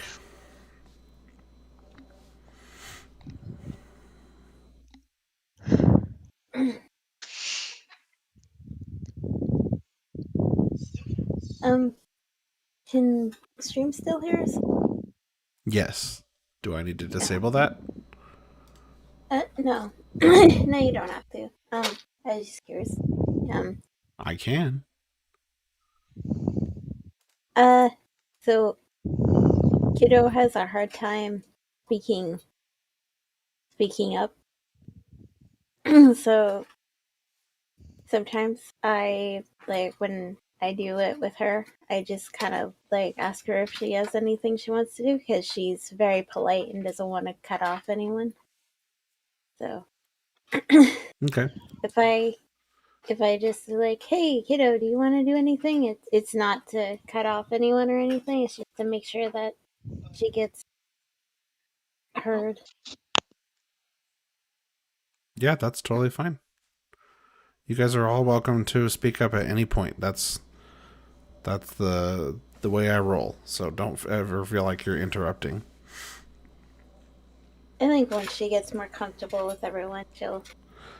I have a tendency to fill dead air just instinctively, and sometimes that goes against what I probably should be doing because I should just be letting you guys have the space to roleplay. So please don't hesitate to cut me off if that's happening. Okay. Thank you. I just I just wanted to throw that out there because she does it all the time whenever we do our stuff. I just let her make sure it's okay. Yeah, for sure. Brighty Gaming says Bright 143 loves Bright 143 LG Bright 143 loves Bright 143 LG Bright 143 loves Bright 143 LG Bright 143 loves Bright 143 LG. OMG. The OMG at the end really made it. Xanacox says Jesus. Hey, what's up? Whoever you are, you're new. I haven't met you before, I don't think. This flame flower. Brighty Hannah? Gaming says right. What'd you say? Did someone know who that is? Butchered the name. That's flame flower. I didn't expect it to do that. Ah, okay, Flame. Gotcha. It's okay. It's because we're streaming on Restream, and when my bot is reading from the Restream API, it's not filtering out the emojis from going to the text-to-speech API. I already implemented that for just the Twitch version of the bot, but it's not the Restream one yet. So I just been lazy. I haven't Welcome, done it. Hanako. Now it's alright. Xanacox says hungry pieman. It's because it's pronouncing the X's.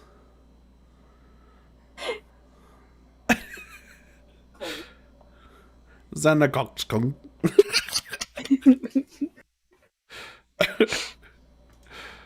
Sounds like Xanax. Take a Xanax. Yeah. Brighty Gaming says Harlech 30 Dolzy face Harlech 30 HYPE. No. Xanacox says HYPE.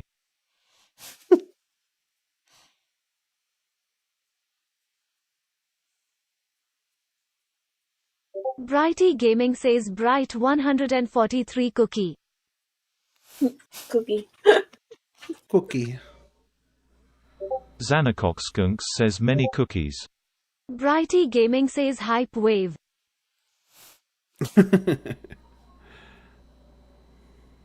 Bright 143 cookie Bright 143 cookie Bright 143 cookie Bright 143 cookie Bright 143 cookie Bright 143 cookie Bright 143 cookie Bright 143 cookie Bright 143 cookie. Wow. Xanacox says oh god, why? Brighty Gaming says cookies for all. All right, that's enough. Let's not spam the emojis anymore. No Xanacox more. Skunks says not for me, please.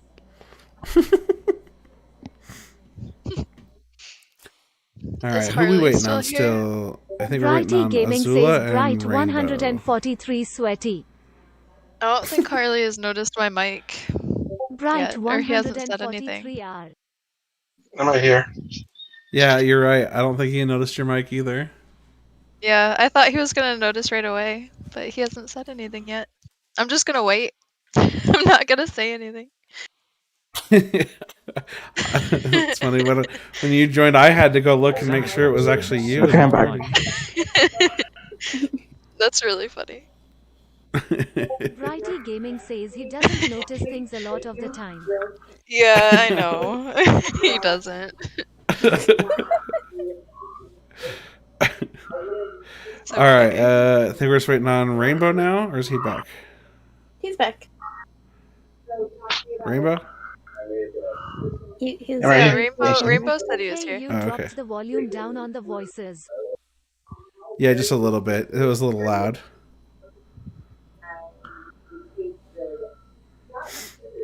All right, so we're not missing anyone now. You okay? Yeah, I ran. By the way, you're still in Okay. BRB. Yes, I know. I just making sure that we're Oh, good okay. before we go back to live. All right. Okay, so you guys You ran are from the fridge. You ran from the fridge.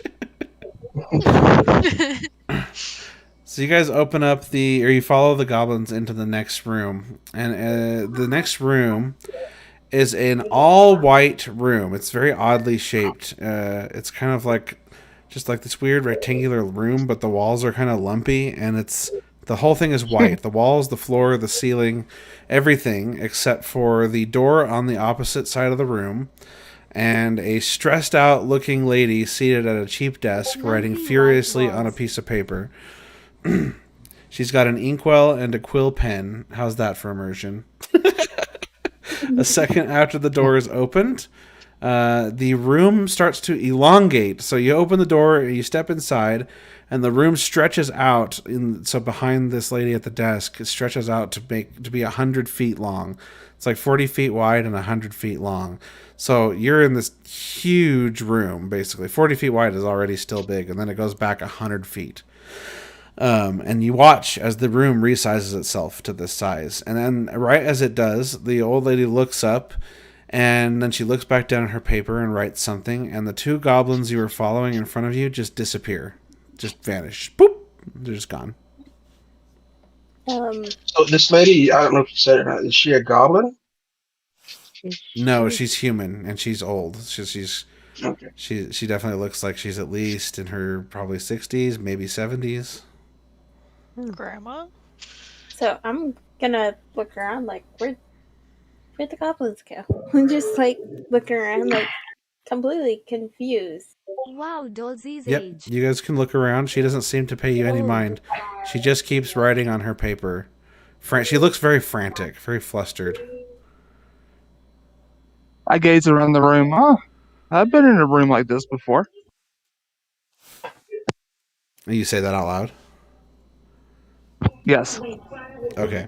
The lady looks up at you and she says, "That's great, great, great. That's great. Fine. Please move along. I'm busy. I have things to do." To what door should we be moving to? Sorry, what did you say? I said, where should we be moving to?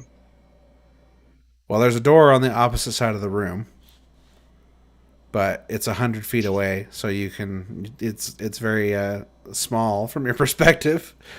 100 feet is quite far. Okay. I guess I'll start walking towards the door. Everyone else is. Okay. As So you I'm, walk, I'm guessing this isn't the boss. so as you walk, she starts to scribble something furiously on the paper in front of her, and she looks at you kind of annoyed, and she says, "Oh, already, okay, okay," and then she scribbles something down, and I need to make a roll here. I need to roll a d12.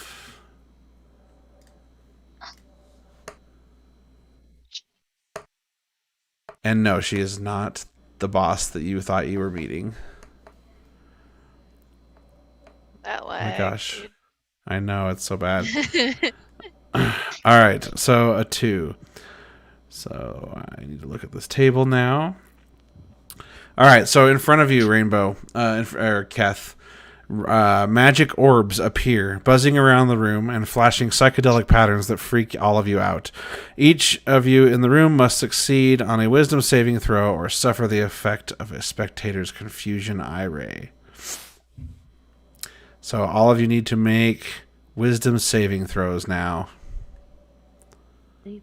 Ari, 16, you saved. I got a 17. Keth, you saved.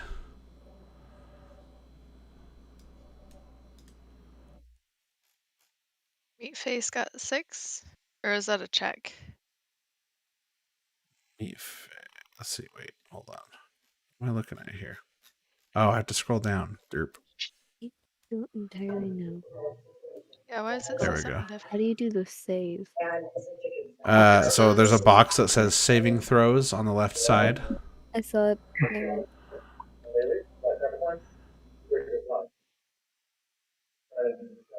There we go. Okay, so 17. So you save. We're waiting on Magnus. You need to roll a wisdom saving throw.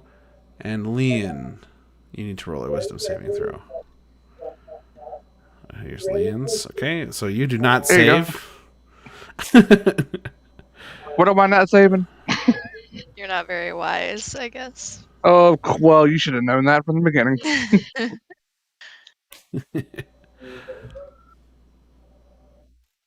And then we're just The waiting orbs confuse you. on Magnus. Magnus, are you here? Brighty Really? Gaming says he is not wise at all. Oh, there it is. There we go.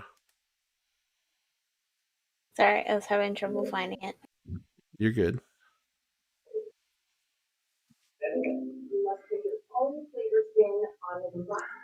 Just so I'm clear, this is going to be the same sheets that we use for Solstice, correct? No, this is not. You'll be able to make your own characters. I do. But No, I am still dancing. I created these so it's sheets like for you a because they came with the module. I didn't make the sheets myself. Well, you did the whole thing with the acrobatics, animal handling, and all that kind of stuff? No, that was already defined. I just put it onto D&D Beyond, but it was already defined on paper. Oh, okay. I just thought we'll be. Never mind. I'll ask later. I transcribed it all for you, but the characters already existed. In Solstice, you would make your own characters from the ground I up. understand, but we'll be using this exact same like layout, though. You know, like the white page with the everything you got to click and roll. No, because Yeah. we're using Cortex, which will be a different system from D&D, but it will be easier. Easy. Oh, Yeah. that's better. Okay. Yeah, it's Okay. gonna be a lot easier. I'm sorry. I should have saved that for the end of the whole thing. My bad. Oh, you're fine. All right, Magnus, you save as well. All right, so you as these orbs are floating around, Leon, they catch you by surprise, and this ray shoots out of the orb, like the middle of it, like it's almost like an eyeball, and it hits you in the head, and you seem very confused. You are not able to take reactions until the end of its next turn. Also, all of you need to roll initiative.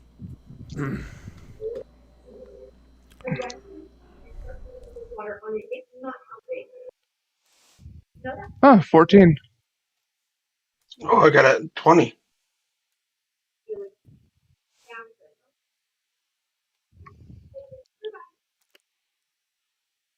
Okay, let's see. 5. Okay, so 25, 3. Just need 2 more rolls. We're missing Ari and Leon. Oh, mine's on there. I got a Is it? 12. Oh, there's 2 scroll bars. Wait, yeah, it's what? confusing. There we go. Okay, gotcha. 12, 14. I see. Okay. All right, so the Keth, you were already the one that took the 10 feet, right? I started walking. I don't know how far I got.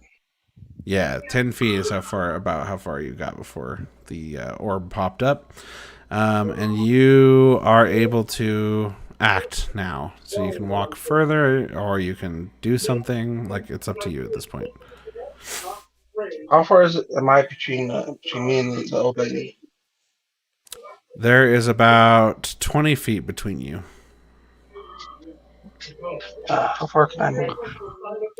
You can move 30 feet. And you said how many feet? Oh, sorry. You can move 30 feet. She's 20. If you're trying to get I'm up not right next moved to to her, you her can. then. Okay, so you I'm approach gonna the get right up desk, next to her. and as you approach, you see she's just furiously writing something on the parchment in front of her with her inkwell and quill, inkwell and quill pen. There, Alright. I'm gonna try to stab her hand that she's writing with. you're just gonna go straight to stabbing her. Okay. Wait, why? We don't Yeah. know she's an enemy. Oh, I'll say some strats. I'll say, hey, I thought you said for us to move on. Now you're attacking us. And she looks up at you and she just says, "What? No, I'm just trying to finish this room." Oh, it seems like you're attacking us with your magical pen. Attacking? No, I'm way behind schedule. Way behind. I'm supposed to finish this room. It's not done yet. I'm under a lot of pressure to finish writing this part of the dungeon. All right, I'm gonna give her. Let's see. What if I So give you? she What if I give you 50 gold to just give us a break to walk across it? You need to roll me a persuasion check. Persuasion. Was someone trying to say something? so she said dungeon, right? My Oh, character's gonna nat be like, 20. Yes, she did. so Oh man. my character's gonna be like, oh, is this in addition to goblins and gizzles? Because I'm really looking forward to the next one. Yes. Um, No. so you're saying this to her, right? Yeah. Okay, so first though, she's gonna respond to Keth because he asked his thing first. So I'll say you say that Okay. afterward, okay? So Yep. Keth, your attempt to stop her, she looks very hesitant. She thinks for a long time, what seems like an eternity. She stops and thinks. She looks at you thoughtfully, and then she just kind of goes, and she goes back to writing. And then she hears what you ask, and she just says, "Yes, very busy, very busy. No time to explain. I have to finish this module. I have to finish this module before the deadline." A 22 didn't persuade her. Getting a natural 20 doesn't automatically mean you win everything. I know, but that's crazy. I am going to try to snatch her pen and throw it across the room. Okay. You're not going to continue. She looked like you almost won her over. You're not going to try again? Oh, all right. Are you sure? Maybe if I shoot the pot with see how much gold do I have? 67 gold. Roll another persuasion check.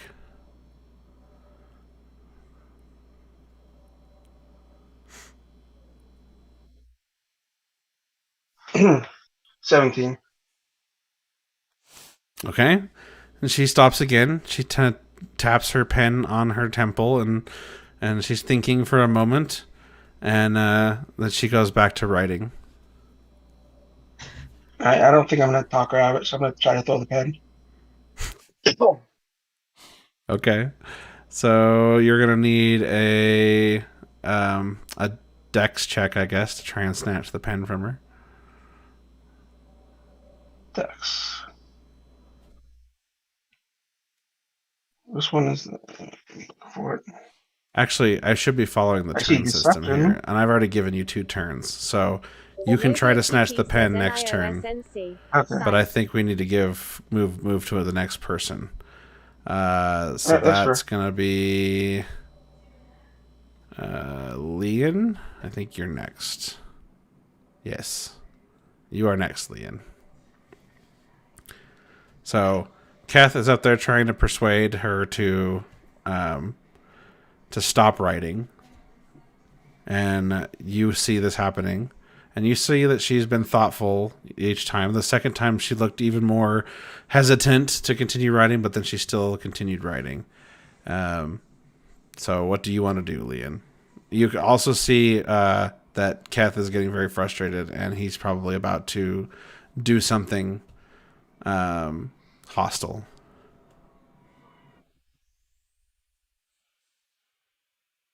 Leon? Hello? Sorry, everything cut out. I'm back. I can hear this thing now. Did you hear anything I said? Repeat the last little part. Sorry. It's okay. It's your turn. I know You that. saw Okay. you saw Keth try to persuade her twice to stop writing with the pen, and Keth is getting very agitated and is probably going to do something hostile. But it's your turn, so you can choose to intercede or do anything you would like to do. Okay. I would like to. I'm gonna walk up to the woman in the middle of the room, and I'm gonna take her. Since she was holding a clipboard, take her clipboard from her and her quill. It's a piece of paper, parchment, and the quill. I'll Okay. take both. I would like to take the quill and the parchment from her. All right. You need 2 dex checks then. Oh boy. 2 dexterity checks. Yep. It's up at the top. Just click the dexterity modifier. Oh, Did I click the wrong one? Yes. It's above the saving throws. It's the one that's Oh, like whoops. horizontal. Yeah. Oh, I see. I clicked the wrong dexterity. My bad. I'll click it. It's now. all good. Oh, 19. All right, now give me the second check. 17. Okay. All right. So in one swoop, you are able to grab the quill and the parchment from her. And she immediately gets up fuming. How dare you, young man, hoodlum! She tries to snatch it back from you. Do you do anything else with your turn? I look, I don't know if you consider it an action, but I take the quill and I look down at the paper. And I don't know how to describe what to see unless that's a established part of what you're about to explain. You would ask me what you see, right? Because you only control your character, not the world. So if you're trying to look at the paper and you want to know what's on it, you just ask me. What do I see on the paper when I look at it? So you look at the paper and you see that she has written down several things so far, and there's several other papers on her desk that are already full. So you only have the one that she's written partially, and she's only gotten partway down the page. But you see it says the characters move from the room full of treasure, following the 2 goblins to visit the boss, and then as they walk into the next room, the goblins, and then it just says ... like it doesn't know what else to. There's nothing there for the goblins, and then frantically you see it deviate from like the normal narrative, and it says one of the party, the smallest but meanest, steps into the room, and an orb appears. That's what it says. And it shoots a ray at the healer in the back. And it's just very, very frantic writing. Okay, I scroll, my eyes scan the paper, and then I finally find my name, catching one, and then I write under my name, "This elf is very, very, very smart." And I scribble it really, really fast. Okay, with that, I would like to end the turn. Oh, there is something for this. Let me see here.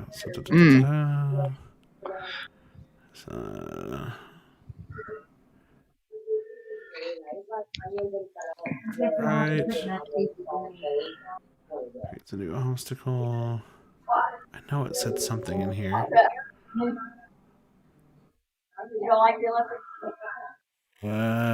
Okay. So as you write, nothing happens. And then she stamps her feet next to you, and she says, only I can write on the parchment. No one else is allowed to write on it. It won't listen to you. Union rules. Fine. Tell them I'm smart. Write it. I got an idea. Are you trying to let's just intimidate use her her? hand to write it. Yeah. Okay, I want you to roll me an intimidation check. Intimidation. Okay, I see it. I'm giving you a second action because I gave Rainbow one. So 20. a natural 20? Morty Gaming says least smart Yeah. thing to do. No. It's 17 plus 3. Oh, okay. Still though. All right, so she stamps her feet and tries to reach for her quill and pen. You bark at her and tell her to write it, and she immediately backs off, but she still doesn't try to write anything on the paper. But she backs off from trying to steal it back from you. Okay. Oh. The next person in line is Ari.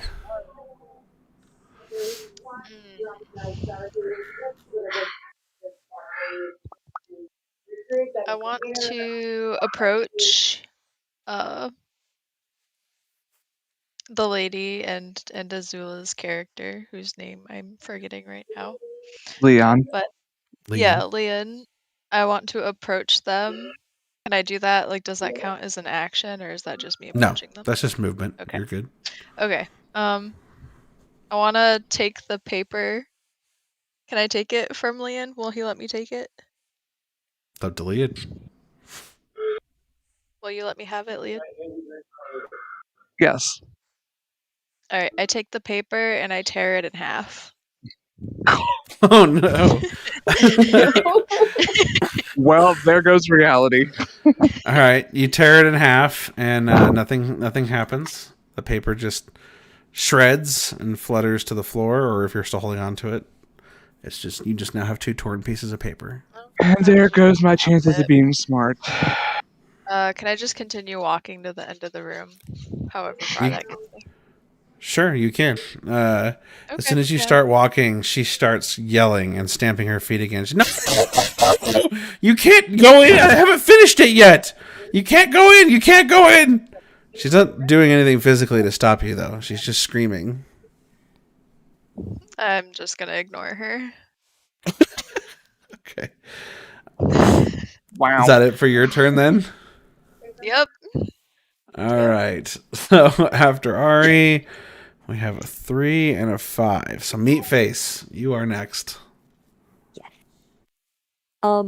Meat Face will approach the lady just yelling Morty right now Gaming says Ari with- is smartest.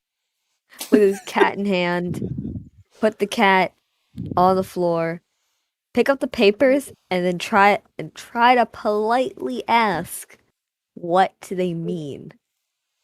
Because he didn't understand a single thing they were saying. He was zoned out, staring at his cat, making sure the cat doesn't get lost in the white. Are you asking the old lady or your party members? The little lady. Because the party members are doing stuff. She just looks at you and she just says, "Well, aren't you adorable?" That's sarcastic. No, just give me my papers back. I need to finish this dungeon. Politely hands over the papers. The quill pen, please. And that too. She holds her hand out. Well, you don't have the quill pen. Leon still has the quill pen. Yeah. Leon, do you hand it back to the old lady? Yes. Okay. So as soon as you hand it back Here, to her, take your quill, you old bat. she throws the two pieces of paper that are torn into a little trash can next to her desk, and then she pulls out another piece of paper, dips her pen in the inkwell, and then she immediately starts writing. And as she Leon's so rude. touches the pen to the paper and starts writing, the room fans out huge, like 400 feet wide in every direction. And Ari, on your way to the door, you just see the door disappear in the distance as it just gets so much farther away. And then all of a sudden, the floor tilts up, and you go tumbling backwards, all of you, back to the door. He saves his cat. And she just says, "It's nothing personal. I just have a deadline." And you all tumble back to the door. You're all prone now. You've all fallen. The floor levels back out again. And she immediately starts writing down stuff on the paper again. So my character was reading the rest of the papers that she wasn't holding at her desk. So all I can just picture is him like with the like papers in hand, following papers going everywhere, and then now prone on the floor. Okay. Because he was reading everything she wrote. But not understanding it? Nope. Just like, oh, this is interesting. What Okay. is this? All right, so her papers are everywhere, but she doesn't seem to care. What's written has been written, it seems. Do you guys, let's see, whose turn is it now? What did you do on your turn, Magnus? Or Meatface, I mean? Magnus hasn't gone She yet. just went. Yeah. Yeah, Meatface, you just gave the pen or the paper I back used to her, it right? back to her because Was she there anything upset. else you wanted to do on your turn? Maybe persuade her to calm down. Okay, I'll let you do that. Everyone else kind of got to do two things. So go ahead and tell me, if you're willing to RP, you telling her to calm down, please do so. Trying to think of words. Like, lady, can you please stop? Meatloaf is scared that cat will get hurt. Like I said, it's nothing personal. I just have a deadline. Meatloaf can help. Wait, not Meatloaf. I was just, are you changing the name? Dude, I said Meatloaf because I was thinking of Meatloaf. I think the cat has to be Meatloaf now. That's Meatloaf. Meatloaf can help. Meatloaf and Meatface can help. You can't help. This is only I can write on the paper. Meatface can give ideas. Oh no. She dips her pen in the inkwell again, splashing a fresh batch of ink out onto the paper. And you see the ink is kind of sparkly. She's ignoring you now. I will let you roll a persuasion check, though. Okay. Mostly just to see if you Sweet. get a natural 20. I got a B. What's that? Oh, you did get a natural 20! Oh my god. All right. Praising myself. Woohoo! So she at first seems to ignore you, and then she looks up at you, and she just sighs, and she looks around the room, and then as she lifts her pen off the paper, the room shrinks back down. It's now that elongated corridor again. The 100 feet away is the door, and the 40 feet wide hallway. And she just sighs, and she puts everything down on the desk, and she looks, and she goes, oh, forget it, you're already here. She's like, I need a better work-life balance anyway. And then she turns, and she walks right past all of you out the door into the room you came from, and just disappears. Did Meatface I help? am so reading the rest of this. So are you're trying to read all the papers? He goes back, scribbling through the papers. I want to read this. I gotta fulfill my addiction. All right, so you start rifling through the papers, and most of the papers just describe things you guys have already experienced. It describes the whole encounter you had with a room in the dungeon. But then there are papers that just seem half-finished. They're talking about differing things, but one of them you can see talks about a room full of pickles, and you're very confused. Oh no. So my character is just kind of like skimming through. He's just like, is there pants? Do I get nice pants? Do I get nice clothes? Do I get nice clothes? Pickles. What? And then he just Wait, kind of like pickles. looks at everyone and he's like, "Pickles? What?" Look, And that's takes the sheet, like makes it like they're facing towards them, and he's like, "Pickles." Oh my god. Pickles. you all see Meatface shout. Is this Wait, is this Magnus or Meatface? I'm having trouble telling your voices apart. I'm sorry. It's Magnus. Magnus. Okay, so Magnus is talking about pickles as Righty he's Gaming looking as says, he's "I looking have at a these pickle, you have a documents, pickle, we all have a pickle." and you guys are all very confused.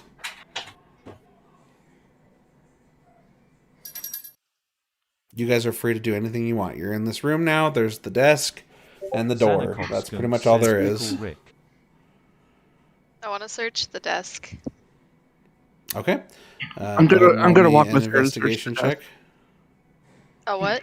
Roll me an investigation check. Are you allowing Leon to help you search it? Sure. I got a 6. Okay, then roll it with advantage. Okay. Oh, okay, so roll one more. 14. Okay. So as you search the desk, Righty you Gaming says, find "Pickly pickle." an empty bottle of scotch and a pack of cigarettes. I just turned to Leon and I'm like, "You want to share it?" It could be our secret. Or excuse me, I should Just say gives her a look 3/4 and- empty bottle of scotch. It still has some scotch in it. He winks and nods. Want to do shots right now? Oh Yeah, let's do it. Wait, did you say yes? Yes. Yeah. Okay. I take a swig of the bottle and hand it over to you. Okay. There's about one Shots, swig left pickle now. juice shots. I take the bottle and I take the last swig and just pour and make it really obvious to everybody else that I'm doing it. Some pickle It's juice. supposed You to just be a secret. It's really gross. It's a really cheap bottle of scotch. That's okay. We've got cigarettes to chase it with.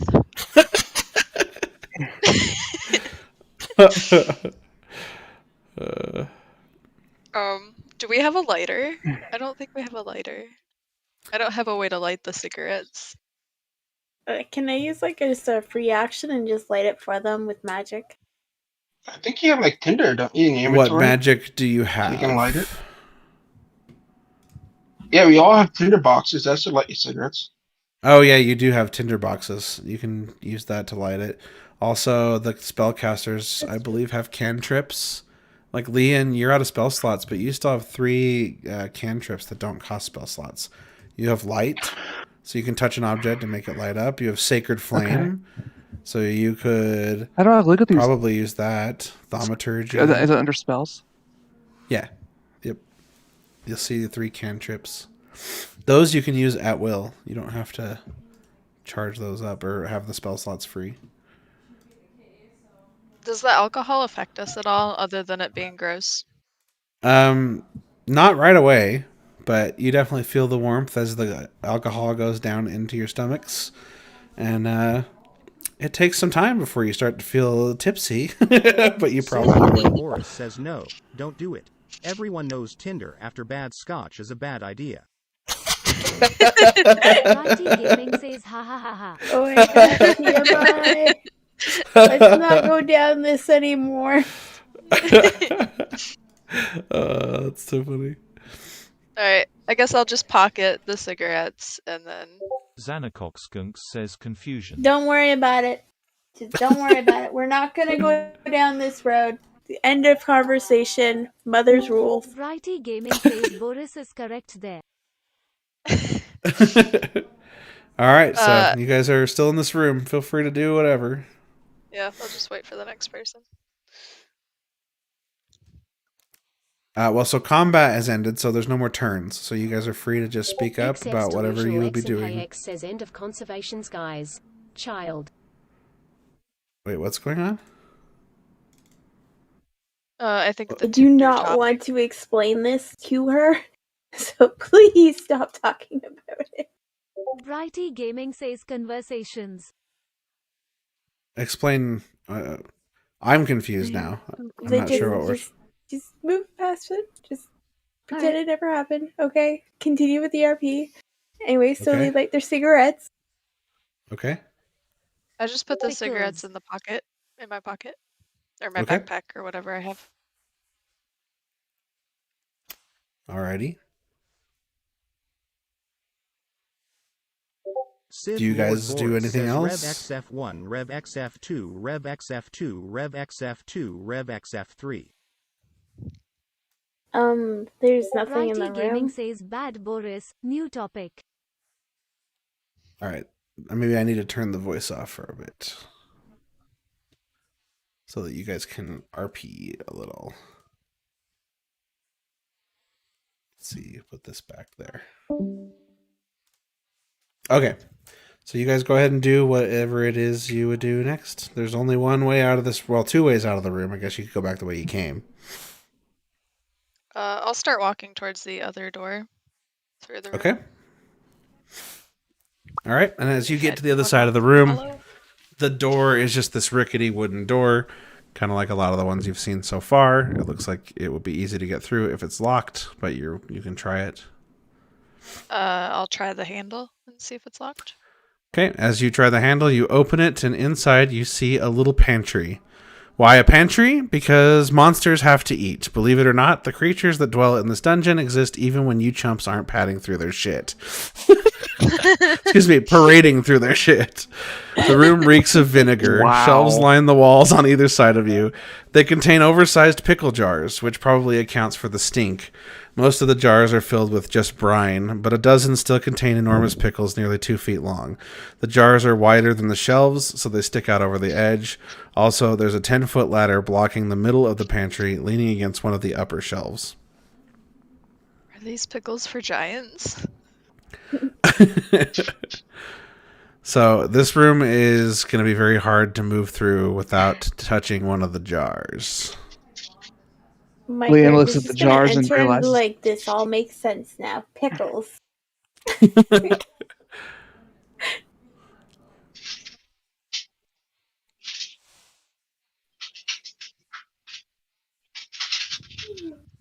Leanne looks at the jars and realizes that I don't know what a pickle is.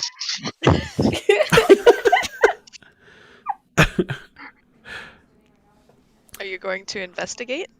Yeah, you guys going to do anything? Probably should investigate. I'm gonna roll investigate. Hopefully it does me well. Why is it so laggy?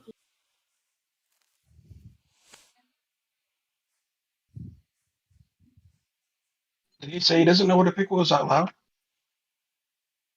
Yes, I did. I said you eat them. Why don't you try one?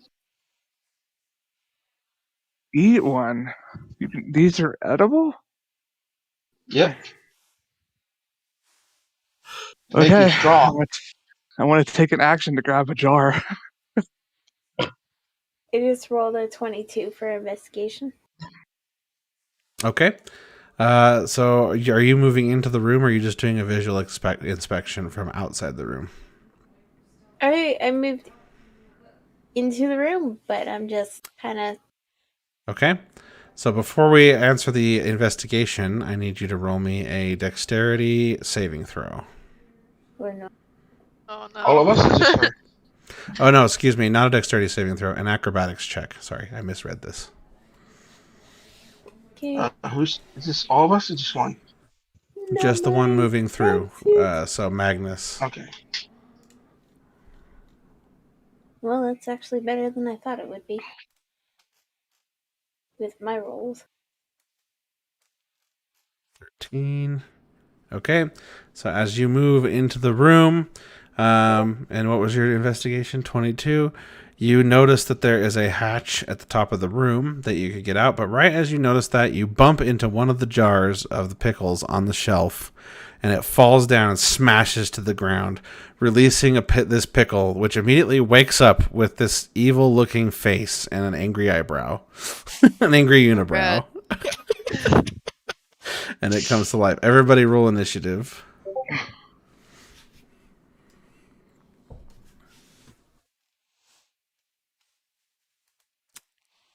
Okay, and after we do that, I'm thinking that we might want to stop here. Oh, meat face. My initiative was 13. 13. Got Sweet. 2. At least Meatloaf the cat is safe. That's all that matters.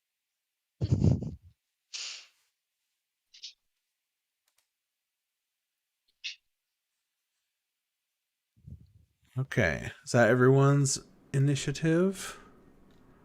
Oh, Yep. just Magnus's. Yes. Yeah. I think I can What is open with your me and stream on my sevens? phone. All right, so I'm thinking we've been doing this for quite a while, and my mental capacity is kind of at its limit. I had a little bit of a rough day. So I'm thinking if you guys are okay with it, that we'll just pause here and pick up there next time. Does that sound okay? With our Yeah, sounds great. rolls? Okay. Okay, Seems sweet. Awesome. Well, this was fun. We got through several rooms. I think we're getting pretty close, actually, to... this dungeon's smaller than I thought it was. So we made it further than I even expected. You guys got through that last room really fast. I was impressed. So I thought that one was going to take the rest of the night. So anyway, we will pick up there next time when we come back. Just like today, we'll be right into combat again, and I will have your initiatives in there. Plus, I want to do something a little bit extra for next time to make this a little more fun. I feel like we're finally getting the hang of it, so will be that'll be good to. I think I want to actually give us some maps finally. Oh yes, thank you, Brighty, for bringing up leveling up. I will have you guys all level to 3 after this, so feel free to go level to 3. Azula, How do you do that? To do that on your sheets, just go to your sheet and then scroll to the top, and you'll see the little anvil button at the top right. If you just click that, you'll take you straight to the step 2 in the character builder for class. All you need to do is drag that drop down to 3, and as soon as you do, you will see that you have additional options on that list. For example, I just leveled Keth to 3, and now he has Roguish Archetype to go pick. And he can choose between all these. Sorry, it just loaded. There it goes. So level 3. Okay, I did it. And then just scroll down, and you'll see that after adding another level to your character, you'll have additional options to choose for your class.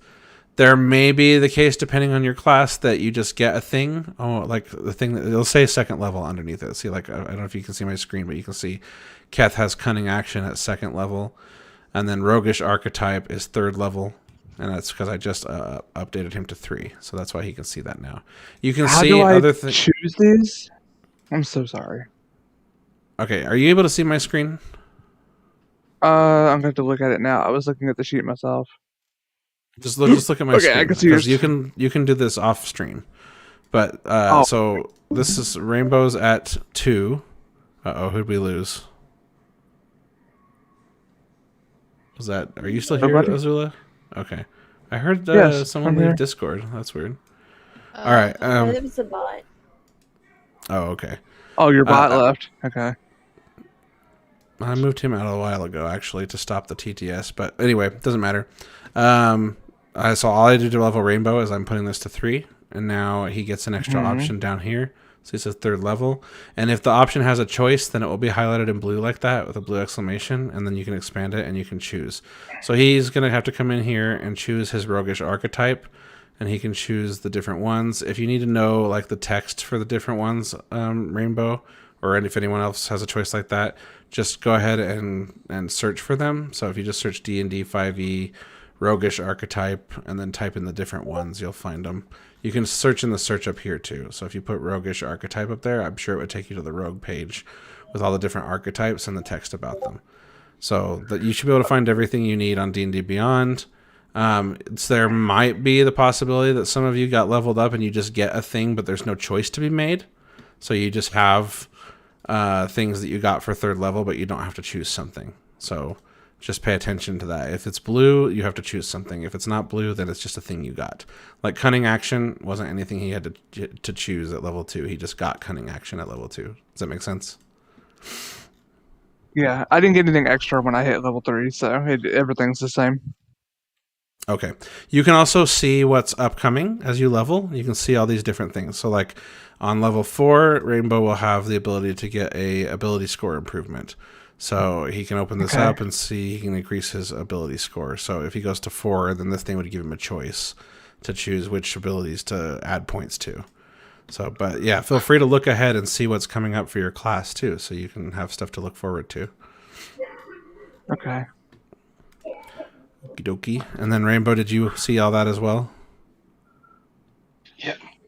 Okay, so I already Are we leveled gonna you have to a 3. So just go in there and choose your archetype. Are we gonna have a night where we just talk about the new system that we're gonna be using? We will do that after this, because I can't do this and focus Okay. on the new game at the same time. So, like, Rick and Morty is easier, but it still takes me a bit of prep and effort to put together. And I'm still improving my stuff because it's been over a year since I DM'd. So, we will talk about Cortex after the fact. If you want to go look up Cortex Prime and watch that video I linked in the channel and stuff on your own, then that's totally fine. But as far as us getting together and talking about it, we will do that as soon as this thing is over.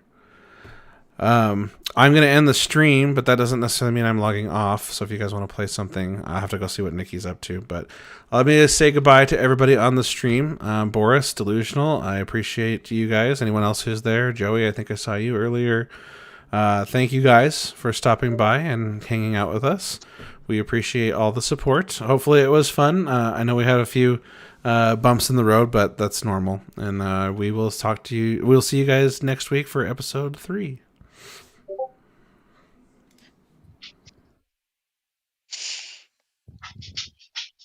Bye, Brady. Bye. Bye, everybody. Bye.